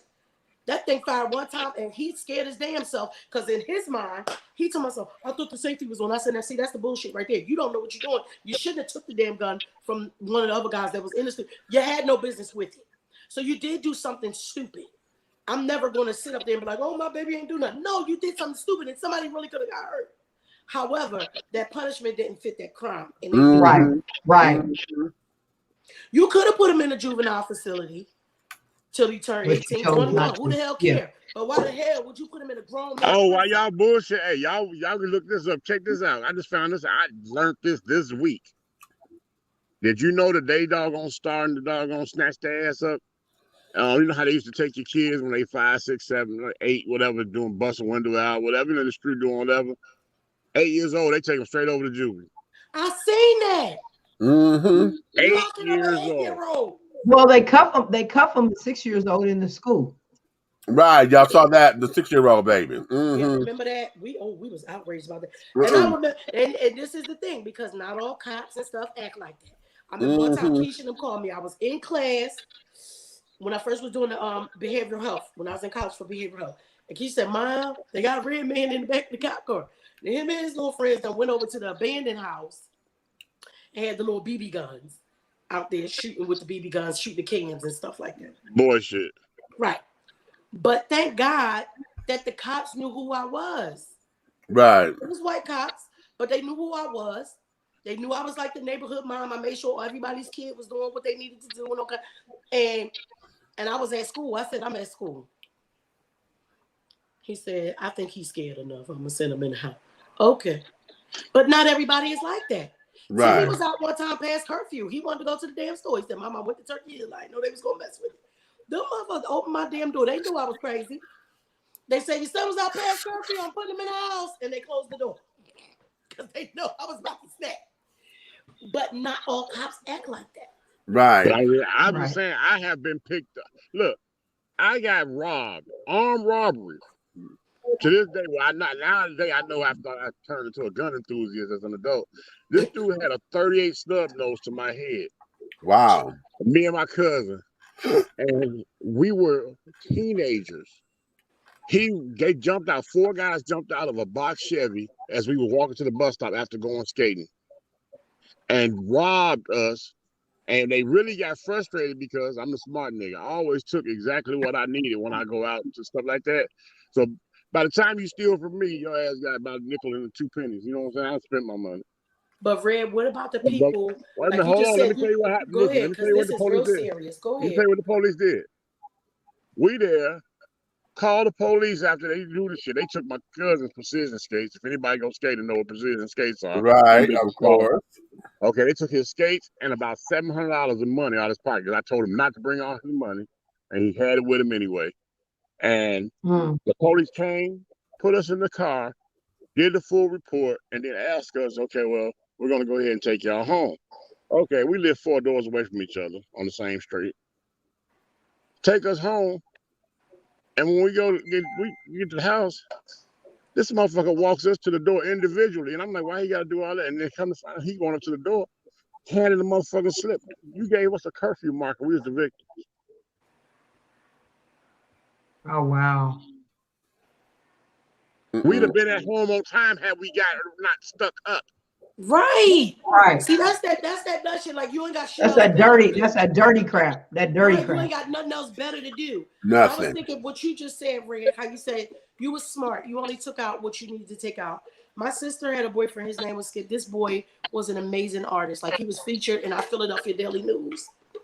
There's actually a picture of me in that thing because he had did my, and I was so distraught about it. I didn't want to ask his mom, could I have it? Because now her son is gone. But this boy was going to work. He was one of those kids like you, Red. When he went out the door, he only took what he needed. Token to get to work, token to get home. They tried to rob him. He had no money. They got mad because he had no money and they killed him. Wow. Because that night they robbed me. They got $700 from him and 40 cents on a bus pass from me. You got to think, what's in the mind of somebody that callous? You that mad because somebody don't have something? Well, now what that goes full circle to what we're talking about with Tulsa. You that mad. That's the environment we're living in. You that mad. That you pissed have up something. because they had something that you didn't, that you said you didn't want, and got mad because they did something with it that you didn't think they were supposed to do.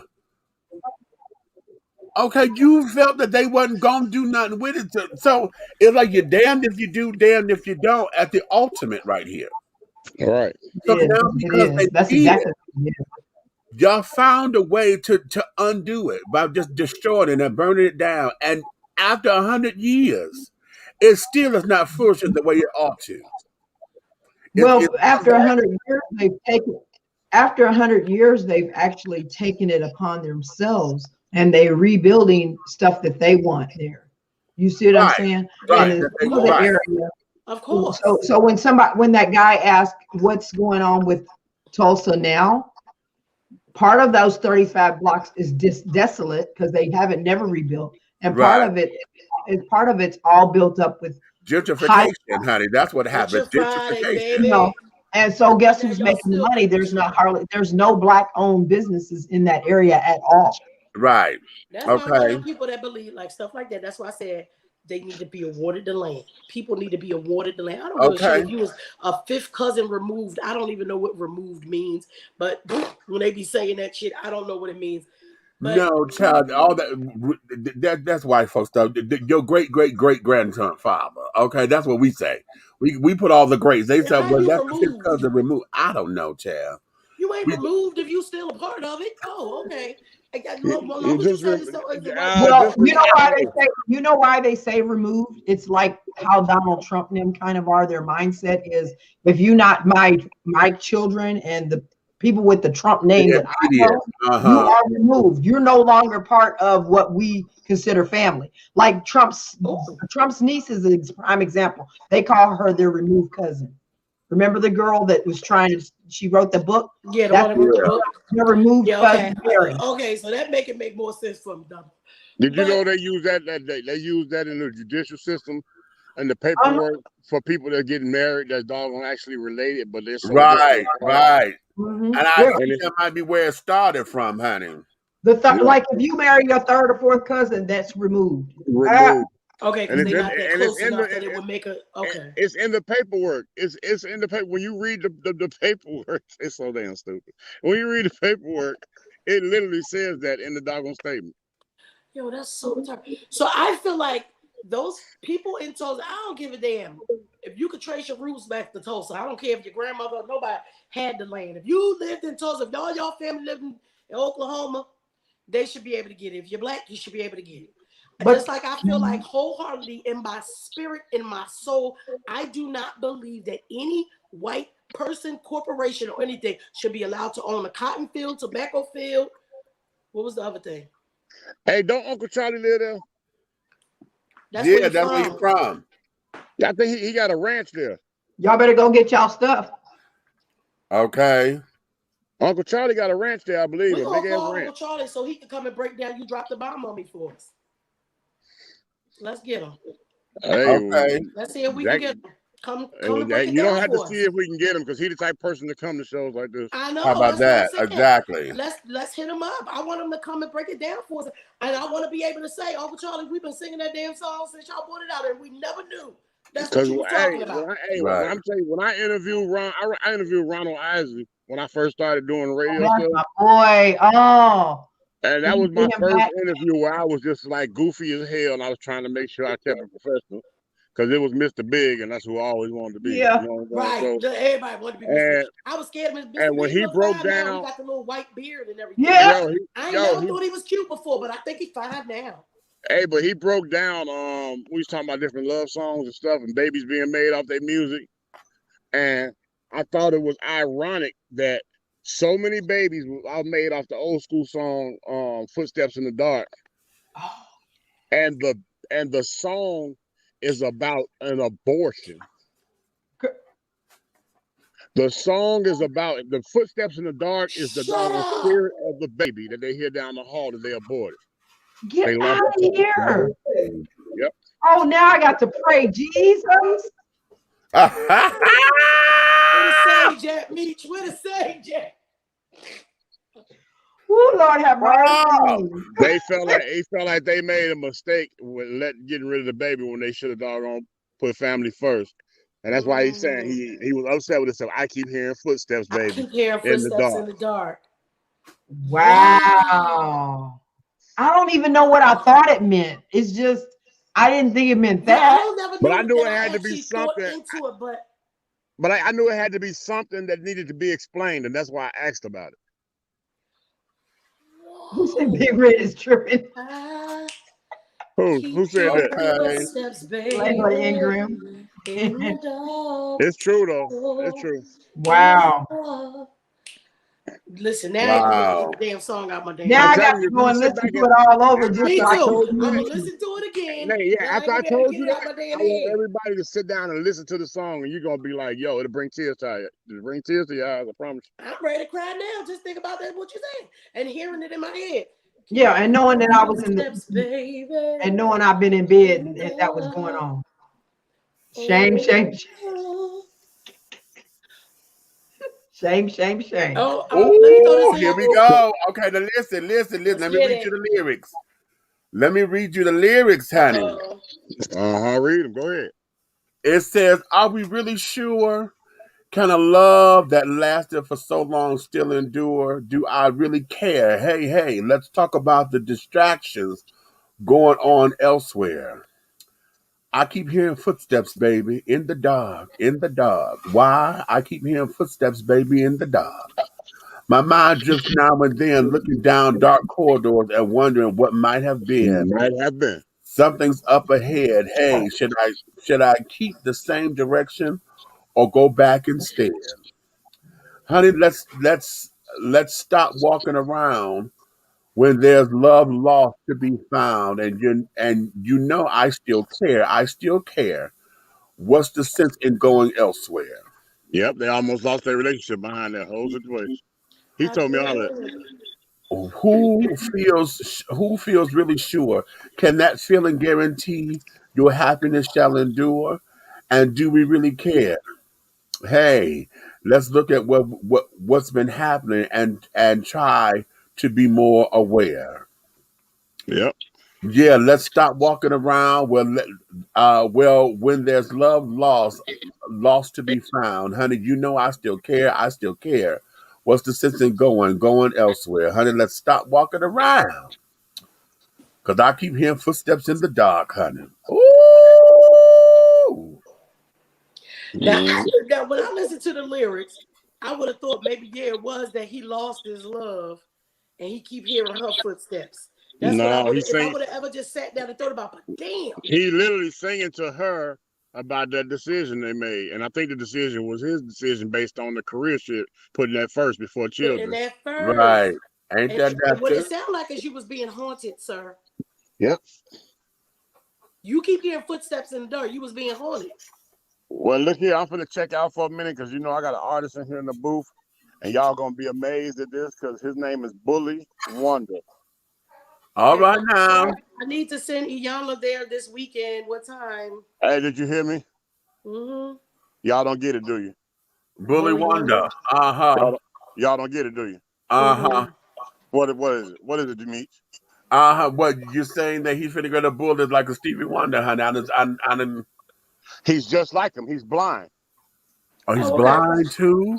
I have a blind, most talented rapper I've dealt with in the booth right now. Okay. Shut up. Well, Yalla need to come and do this song. So, what time y'all got available this weekend? Come on down. I'm not coming. Yeah. Well, all right. I ain't coming nowhere. But while we were on this music thing, okay, Ray, I don't know if you stand out, but you guys, Lisa left out Lopez because her birthday was the other day. Yeah, shout out to that. Philadelphia born. I know she was Atlanta, Atlanta loved her No, too. that's a Philly chick. Mm-hmm. We actually had a good friend in common. His name is Big John. He's actually passed away now too. He was a producer and one of the local Philly artists back in the day. Lisa used to be his girlfriend before she was burning up. She okay, gotta go. Bye-bye. No, you guys. She got a new memorial put on her. She got a new memorial put at her grave for her 50th birthday. And when I tell y'all, I watched it earlier, the dedication to it earlier. The thing almost brought me to tears. It's so beautiful. It's here in Atlanta. It's so beautiful. It's colorful. The thing is amazing. I mean, it's beautiful. It brought me to tears just looking at the daggone thing. You got did you save it? I got the link. It's on YouTube. I got the link. Okay. I'll send it to you. And on Big Red Fella TV on YouTube, premiering June 11th. Oh Lord! Is that first video? You got it. It's already uploaded. Shut up! You okay? I sent it to him. I sent it to him. Okay, that's beautiful. We'll talk later. I thought maybe you wanted me to do something to it first. You just put it up just like that. I put it up there for the first one to be raw. Okay. And then the next one, I got one down that I did. I was writing tonight while we was in here, and I'm gonna play Bully Wonder in this next one. So when we record that one, I'm gonna have somebody sitting like meet you, keep telling me, man, if you keep forgetting the lyrics, why don't you write it down? But I'm blind. All right. Okay, you know when I'm done with you. Bye. All right, ladies and gentlemen. Listen, this has been really, really good. We can go on. I'm going People to getting encourage. old, Meech. My mom just called to my happy birthday, little girl. Guess she figured it's about to be 12 o'clock. No, Mom. Right. Tomorrow night at 12. Tomorrow. I'm going to encourage all of you to go ahead on and to pay attention to your history, herstory. Okay. Your history and your herstory. That there, if you're on YouTube, that's the link to the YouTube link that Nikki sent. Okay, go click on that. If you're on Facebook, the link is also there on the book as well. Okay, I'm So going what's the name of yours though, Meech? It's on OWN. It's on OWN TV. And they're doing it in a series because part one just came on this past Sunday. Okay. It came on Sunday, and I taped it Tuesday because they got a part two that's coming out, I think, next Tuesday. But nonetheless, yeah, go to OWN Oprah Winfrey's network and just look up Black Wall Street, honey. Y'all will see it because it's in the on demand right now. CNN had a good documentary on it too. Really? Okay. Let me see. I don't know who the one that I have who it was by. I've just watched it so many times. I actually know as soon as it comes on is it's on. Oh wait a minute, is this the right one? Yeah, it's on Chazik bin. Yep, I guess he's a yeah. I'm kind of thinking that they probably are, Israel, the Black Israelites or something along. And this was posted and back I've in watched that one so many 2013. times. I just never see because I'm not even subscribed to that page. I just one day, like you guys, because I watch documentaries a lot. Sometimes whatever's on my mind that day, that'll just be what I type in such and such documentary, and then it usually happens kind of like that. Here's something that I want us to consider though before we get up out of here, and that there is children. What can we do to see? Part of the education is to get back into understanding where the power is. The power is in ownership and land. We got away from shit because folks didn't want to do this, that, and the other with the land. Okay, they did not want to accept. Hold on for a second. I put that down there for a reason because we got to clean that out. Remember all those fruit flies? Vinegar and dishwater. Vinegar and dishwasher liquid. Okay. Yeah, child, I found some onions that I didn't realize had gone bad. Girl, they were up under this thing. I'm like, where the hell are these gnats coming from? Yeah, vinegar and dishwasher liquid. Okay. So, we've got to understand the power of real estate. Everybody wants us to talk about real estate and carrying on all over again and this, that, and other, but we got to get into understanding what that means for real. What it means for real. Okay. And understanding we got stuff that's in the family. I'm so hateful that my family chose to sell my great grandmother's house. Okay. My great grandparents, they sold the siblings, their children decided to sell the house after they had passed. That house on McLean should have been the family. That house should have been ours, and we should. That's what I said. There should be one home, even if nobody lives in it. There should be a home that if something ever happens, that somebody can go back to. Right. But and then here we have to stop all this internalized fighting because if one person own it, they paying all the taxes on it or whatever. Then it becomes that whole money thing. But you ain't paid nothing. How you gonna tell me what to do with all that old bullshit? It's always that. It's always that. What we have to do is understand the power of our economics. Our economic power is what's going to dictate our political power. Well, one thing we don't do like cryptocurrency. We don't do Bitcoins. As a Black, I just heard the market just crashed. That Bitcoin market just crashed. Right.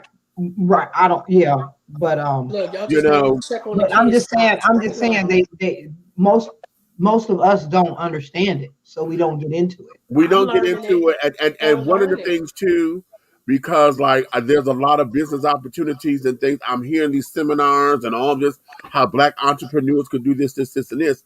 But what I'm tired of hearing, I'm tired of it seeming like these are get rich quick schemes.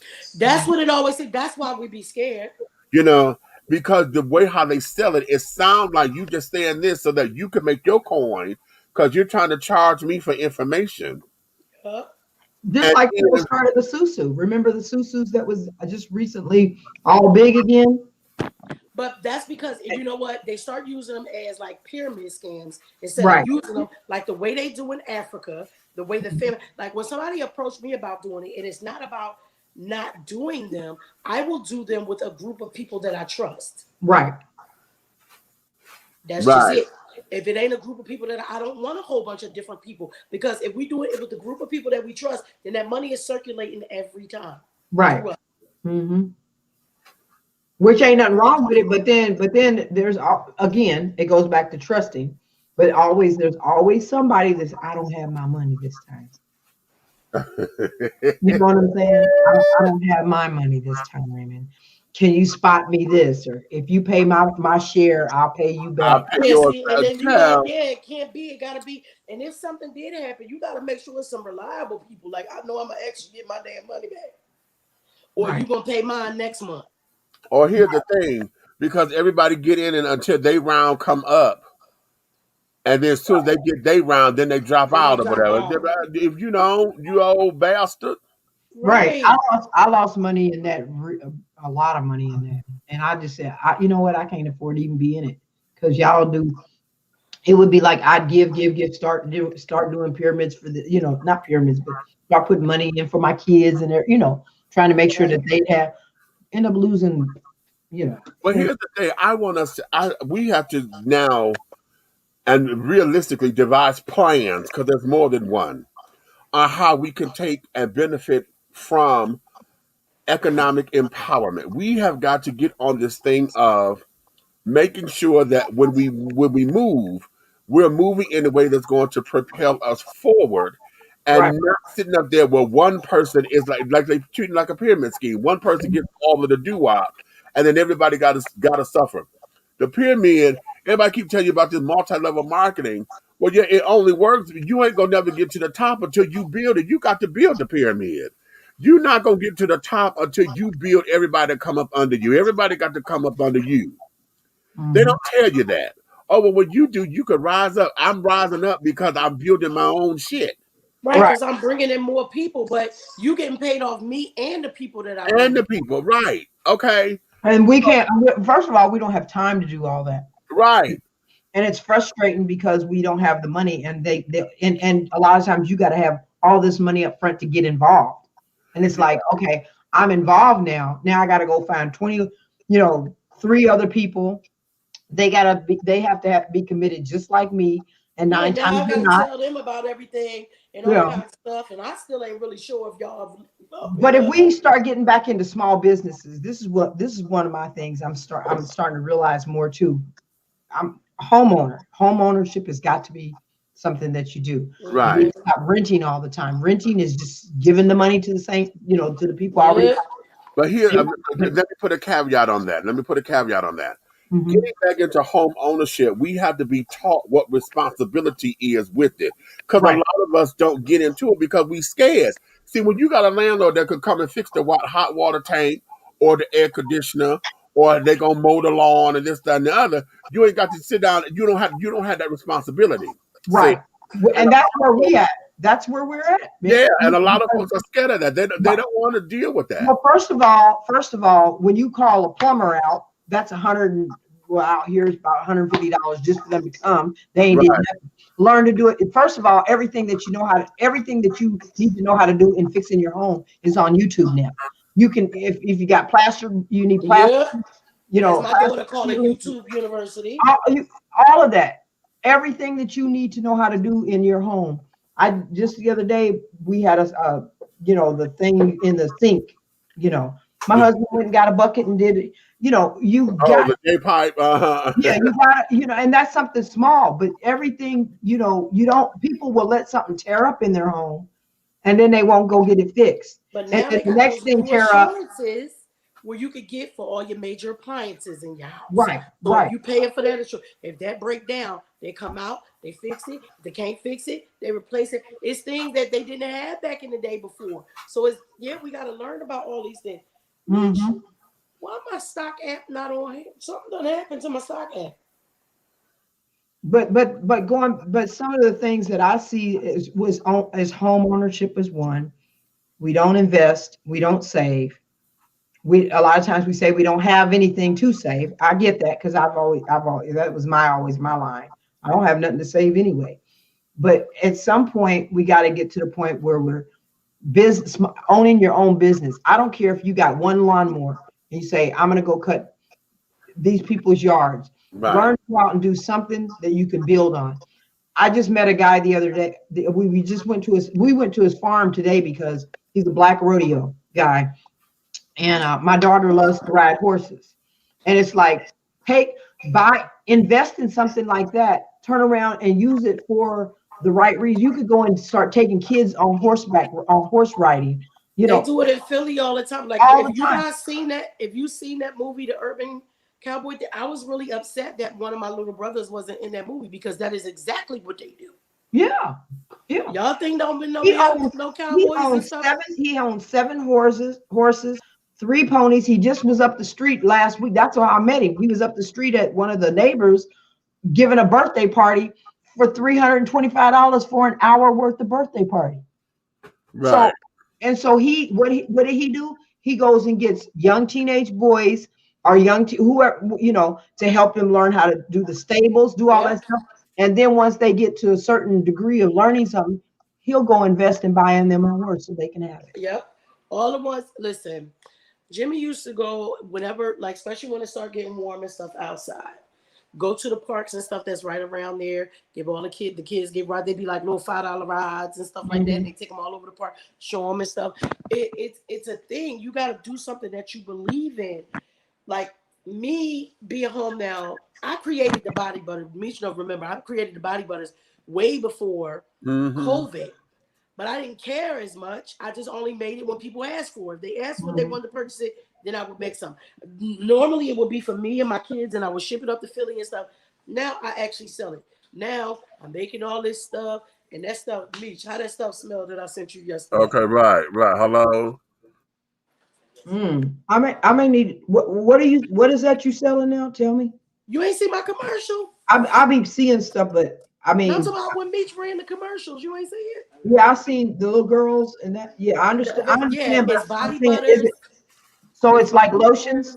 No, they're all natural. Like it's a mixture of shea butter, mango butter, cocoa butter, coconut oil, and different essential oils. Like right now, the batch that we are selling right now is Wake It Up, citrus Wake It Up, because it's an abundance of orange essential oils in it. Since it's the summer and spring, let's wake up the skin, rejuvenate the skin, and all that kind of stuff. So sometimes I make a bunch of them at once, but this time I just really only made that one thing of orange because I wanted to see how people liked it. So it's the body butters, rose water sprays, the necklaces and stuff. This is my special stones and stuff like that, and I make those. I'm interested in your body shades and all that stuff. I want to get some from you, but I want to, we can do that offline. But I want to get information so I can do that. Okay. I also wanted some mail stuff from you, Meech, for my husband for Father's Day.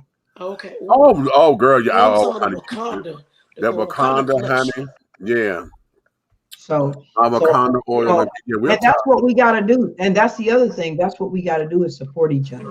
That's what they did in that's where Black Wall Street had its business. Where it came from. And we got to remember where we come from. These things that we are doing, Meech is making oils and stuff. I'm making all natural shea butters. And what I made yesterday was like I know that everybody's on this whole thing where people want to use spirituality as a fad and all kinds of stuff like that. But I really look up different things, the herbs and the flowers and the oils and stuff that we can use. And yesterday I was just feeling some type of way, and I was watching this lady, this spiritual lady, and she's one of those people, she mixes up a lot of different stuff that's good for your body.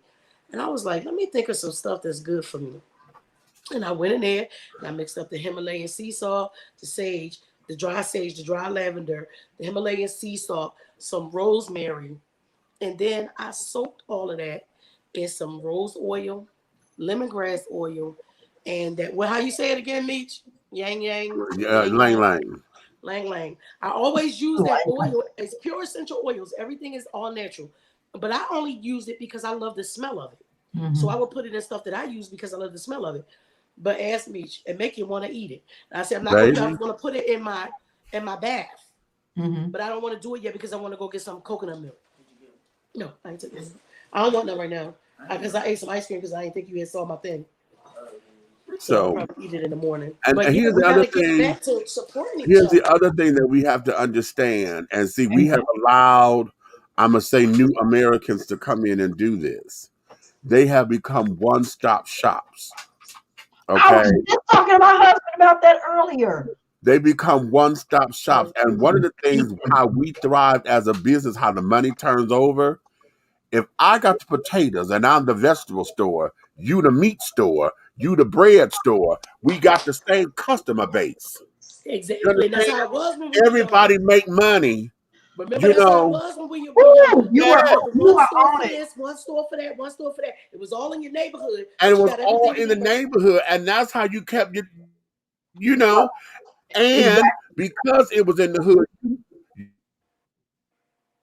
hard times or whatever, and you knew what you could do to make sure that the community thrived without embarrassing them, letting them keep their dignity and their integrity and carrying on.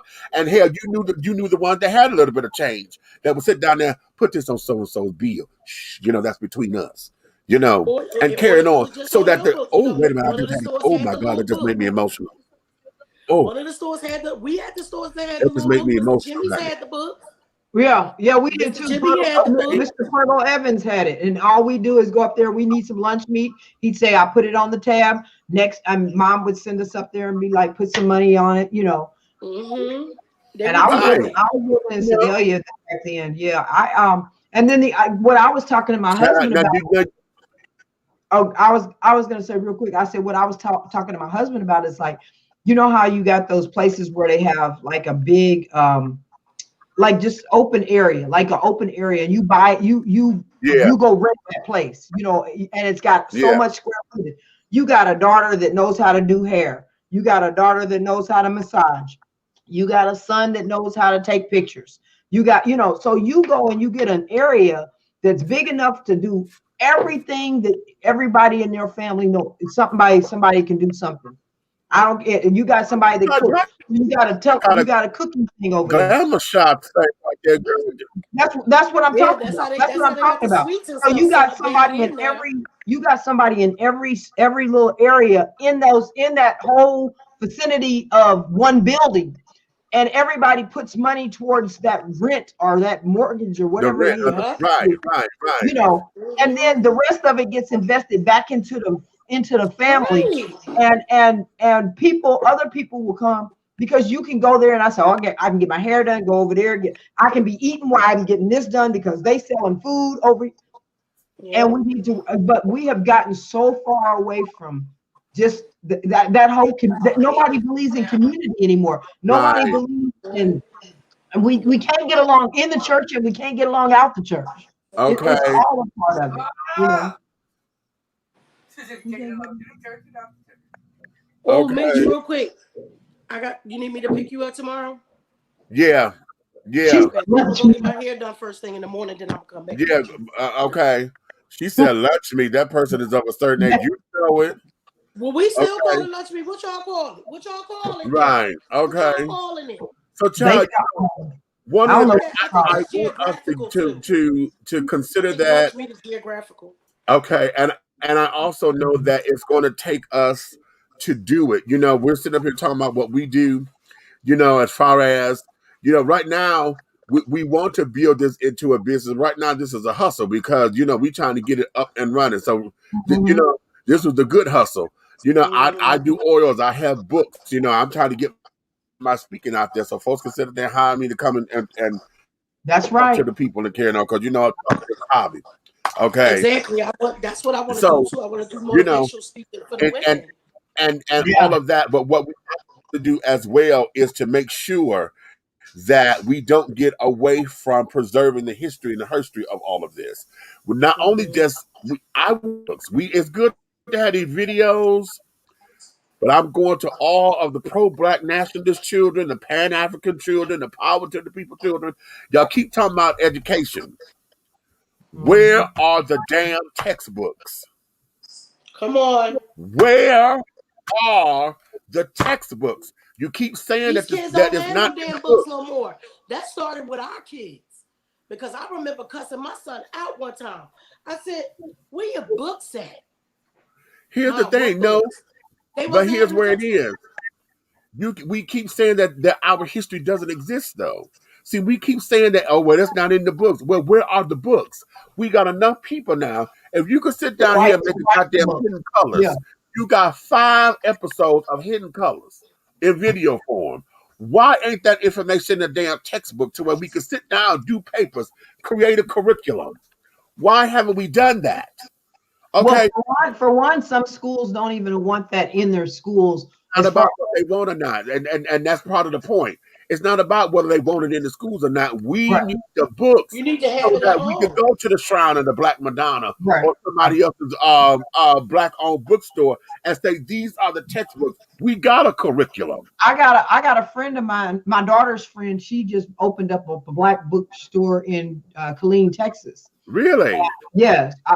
It's called something urban. I don't remember. But remember, we had those Black-owned bookstores that sold all the Black-owned books. Now you can't find one. People, that's what I'm saying. That's what she's doing. She's trying to make a difference in her community by doing that. And matter of fact, all 3 of my books she's about to put in the store. You know what I'm saying? Because it's important for them to have that. To make sure that we have a broad base of opinions from many different Black educators. Yeah. Right. And I'm saying that because I know y'all heard me say Shrine of the Black Madonna. And I know a lot of them are usually of Muslim faith or whatever that Pan-Africanism is. And oftentimes a lot of their stuff can get very biased. Okay. I was going to say, but that's the other thing too. We got to correct that.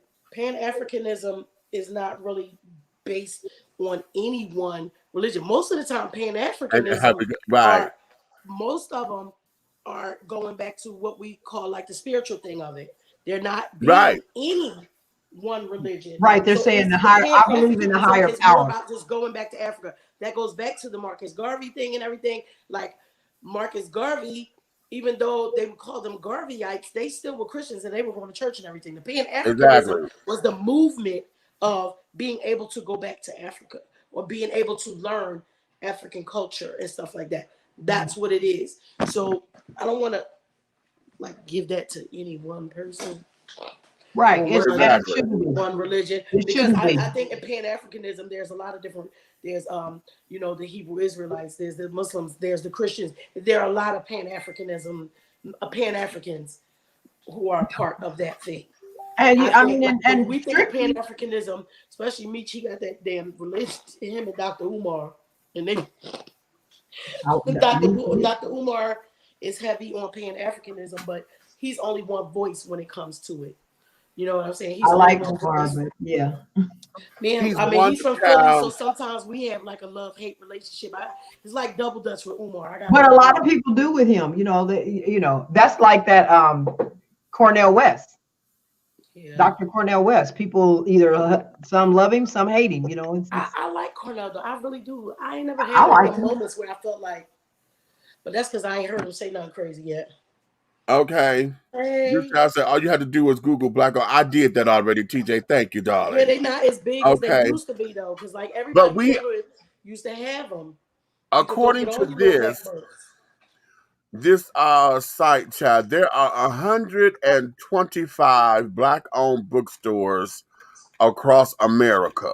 That's it. Okay, according to this, Not and this when you got here, and this is as of August 27th, 2020.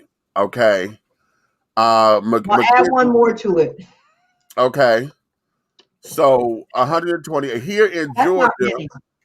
Georgia, we have 8 here.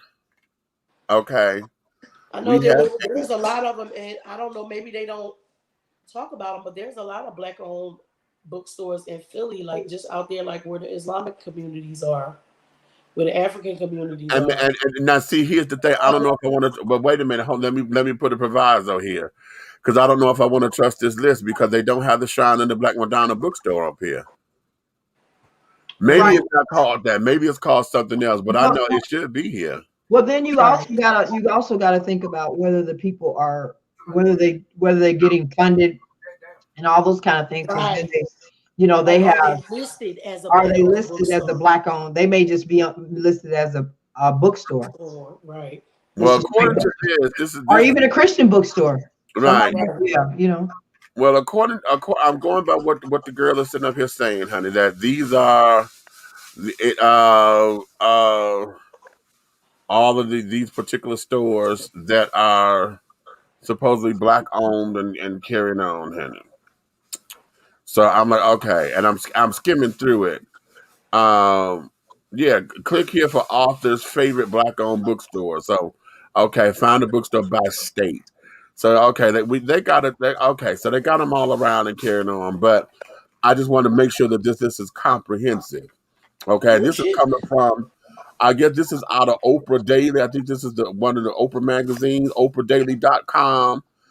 And yeah, so this is where this article is coming from. So this is Oprah Daily and 125 black-owned bookstores in America that amplify the best in literature. Okay, that's the name of this article. Well, guys, what else crashed besides Bitcoin? Now, this is funny because I finally got into my thing. Somehow my app had went off my phone. You guys know. You do Robinhood? Yeah, I do Robinhood. Me, for my granddaughters, they all own 20 shares in a medical marijuana company. And I wasn't really worried about it at the time. Don't come out here. What you want, water? Take this in there and get it. Because I knew it was, when I read up on it, it's set to grow. So I'm not really worried about it. But even though it says that all of my stocks are down right now, but the numbers are still pretty high. They still higher than when the hell I bought them. Right. I hadn't checked in like a week and a half either. AMC was kind of high. Really? Maybe because we're still in the pandemic, but I'm gonna say we are post vaccine. I'm not gonna say post pandemic. I want AMC stocks to keep going up because then that way I must keep denying whatever money they offer me and wait until they get their money back. Because y'all know they filed for bankruptcy, right? Right. Yeah. They owe me money. I broke my leg. I want my money. I broke my leg. I want my money. Okay. I was like, look at the film student falling in the theater. That was when I was a film student. I'm a filmmaker now. Okay. Oh, I need to talk to you too again, Nikki, about making what I got to do to get my book into a movie form. Into a movie? I mean, okay, we can talk about it into a script. So, all right, well, let's do this because see, we are at the 3.5 hour mark, and we got stuff to do tomorrow. And this was a really good show.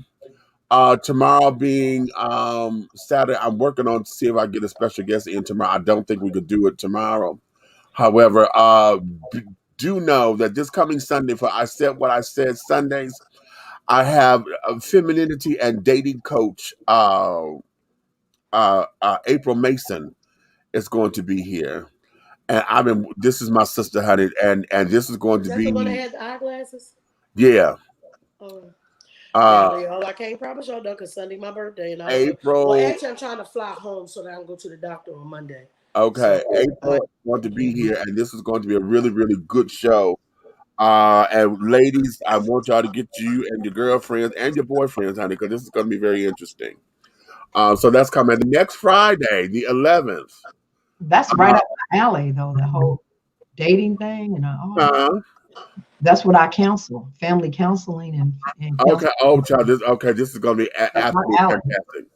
Next Friday, the 11th, we're going to have Men at Large is going to be here. Both Dave Tolliver and Jason Champion. Jason has returned to the group. You know, Gemini passed.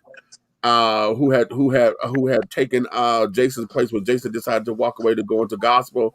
Well, now he's coming back, and the original Men at Large are back together, and so they're going to be on. I can't wait for that. I remember seeing them one time at Dave and Buster's in Philly when Dave and Buster's had just opened. I think it was like 1993, 94. I promise you.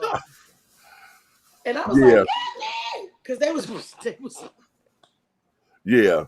So we're going to get all off of that. So we got some good stuff coming. Good stuff. And hell, we on countdown, child. We are T-minus 30 days. Hell, well, next month on July 1st will be the anniversary of Dishing T. We'll be 12 years old, honey. 12 years old. 12. Wow. Not this one, the radio show, right? The radio show. The radio, the company itself will be 12 years old. We've been doing the live broadcast for 2 years almost. Take this in the room. So, but yeah, the company will be 12 years old. This one, how old are we doing it like this? 12, 2 years. 2 years? No, not. I mean, doing it like this. Oh, like this. We're doing it like this, right? We're doing it like this now. Yeah, a year. Because you guys know we used to film our show. We would tape our show, and then upload it to the network. Right, and then we So are you in the Nighthawk network? Or are you just you're in Dishing T-ness? You know, is it 2 different networks? It's 2 different networks, but we're affiliates of one another. We're affiliates because that's how Buck created it. Like when he started coming over watching us and stuff like that, and then we also started supporting each other. Like Dishing T was already before any of this stuff had ever happened. Wow. Like Meech had already had Dishing T. Red had already had Atlanta Hot Radio. I had already had Let's Talk Without Nikki. And since we all work together, we all just start working on each other's shows. So we started going to the radio station and doing the radio thing. Meech would do his live radio broadcast still by himself. I would do Let's Talk Without Nikki, and then we would come together on this Dishing T because there's 2 Dishing T's. He has a radio show that he does by himself, and then we came together on this one for people to see us. Right. Okay. I used to do 4 or More radio. Have you ever heard of 4 or More radio? Yeah. I used to be on 4 or More radio. Okay. Meech, yours is Blog Talk, right? I'm Blog Talk. Yeah. But I just couldn't. I don't like to be controlled on what I'm going to say when it comes to God's word, and people trying to tell me that's one thing for y'all to do it that way. But if God tell me to say something different, I'm going to be me. That's why I went out on my own with mine. And that you haven't. Okay. You got to listen to the word that He gives you. Okay. So on that note, ladies and gentlemen, let's let the good people get back to their Friday evening. It's still kind of early. I don't miss all of Perry Mason. Oh. It don't matter. Just rewind. I was watching it on MeTV. Okay. That's my little old people thing. That's some. I'm sure you can find it again. Perry been alive a lot. He been doing the same thing. I could go right on my Fire Stick and find it. But you know how the old people was. That's some stories that come on. Yeah. She said, "I done missed my Perry Mason." Okay. That's all right. Twilight's about to come on. All right, love y'all. Okay. Love you much. Kisses. All right. Thank you all. Bye-bye. Okay. Wait, he ain't say the last part. Go ahead. Go ahead. Listen, you may finish all of your crumpets, my darling, because the tea has been dished. And darling, you've been dishing tea with Big Meech and Aunt Nikki and the big guy ally Big Red himself popped in. And our special guest co-host up in here, the Dr. Evangelist Marla Facey, has been up in here with us, honey. So listen, my darlings, honey, if you love us, tell all of your friends, honey. But if you hate us, you can tell all of your mother. Every last one. But every last one. I love when you do that. But do know this. Everything that we're doing over here, any way, shape, style, form, or fashion, everything Everything will move forward, my darling. So, honey, on that note, sweetie, we will see you guys again real soon until the next time. And all of that. So, you know how we do it. Woo! Love on somebody. Make sure you love yourself.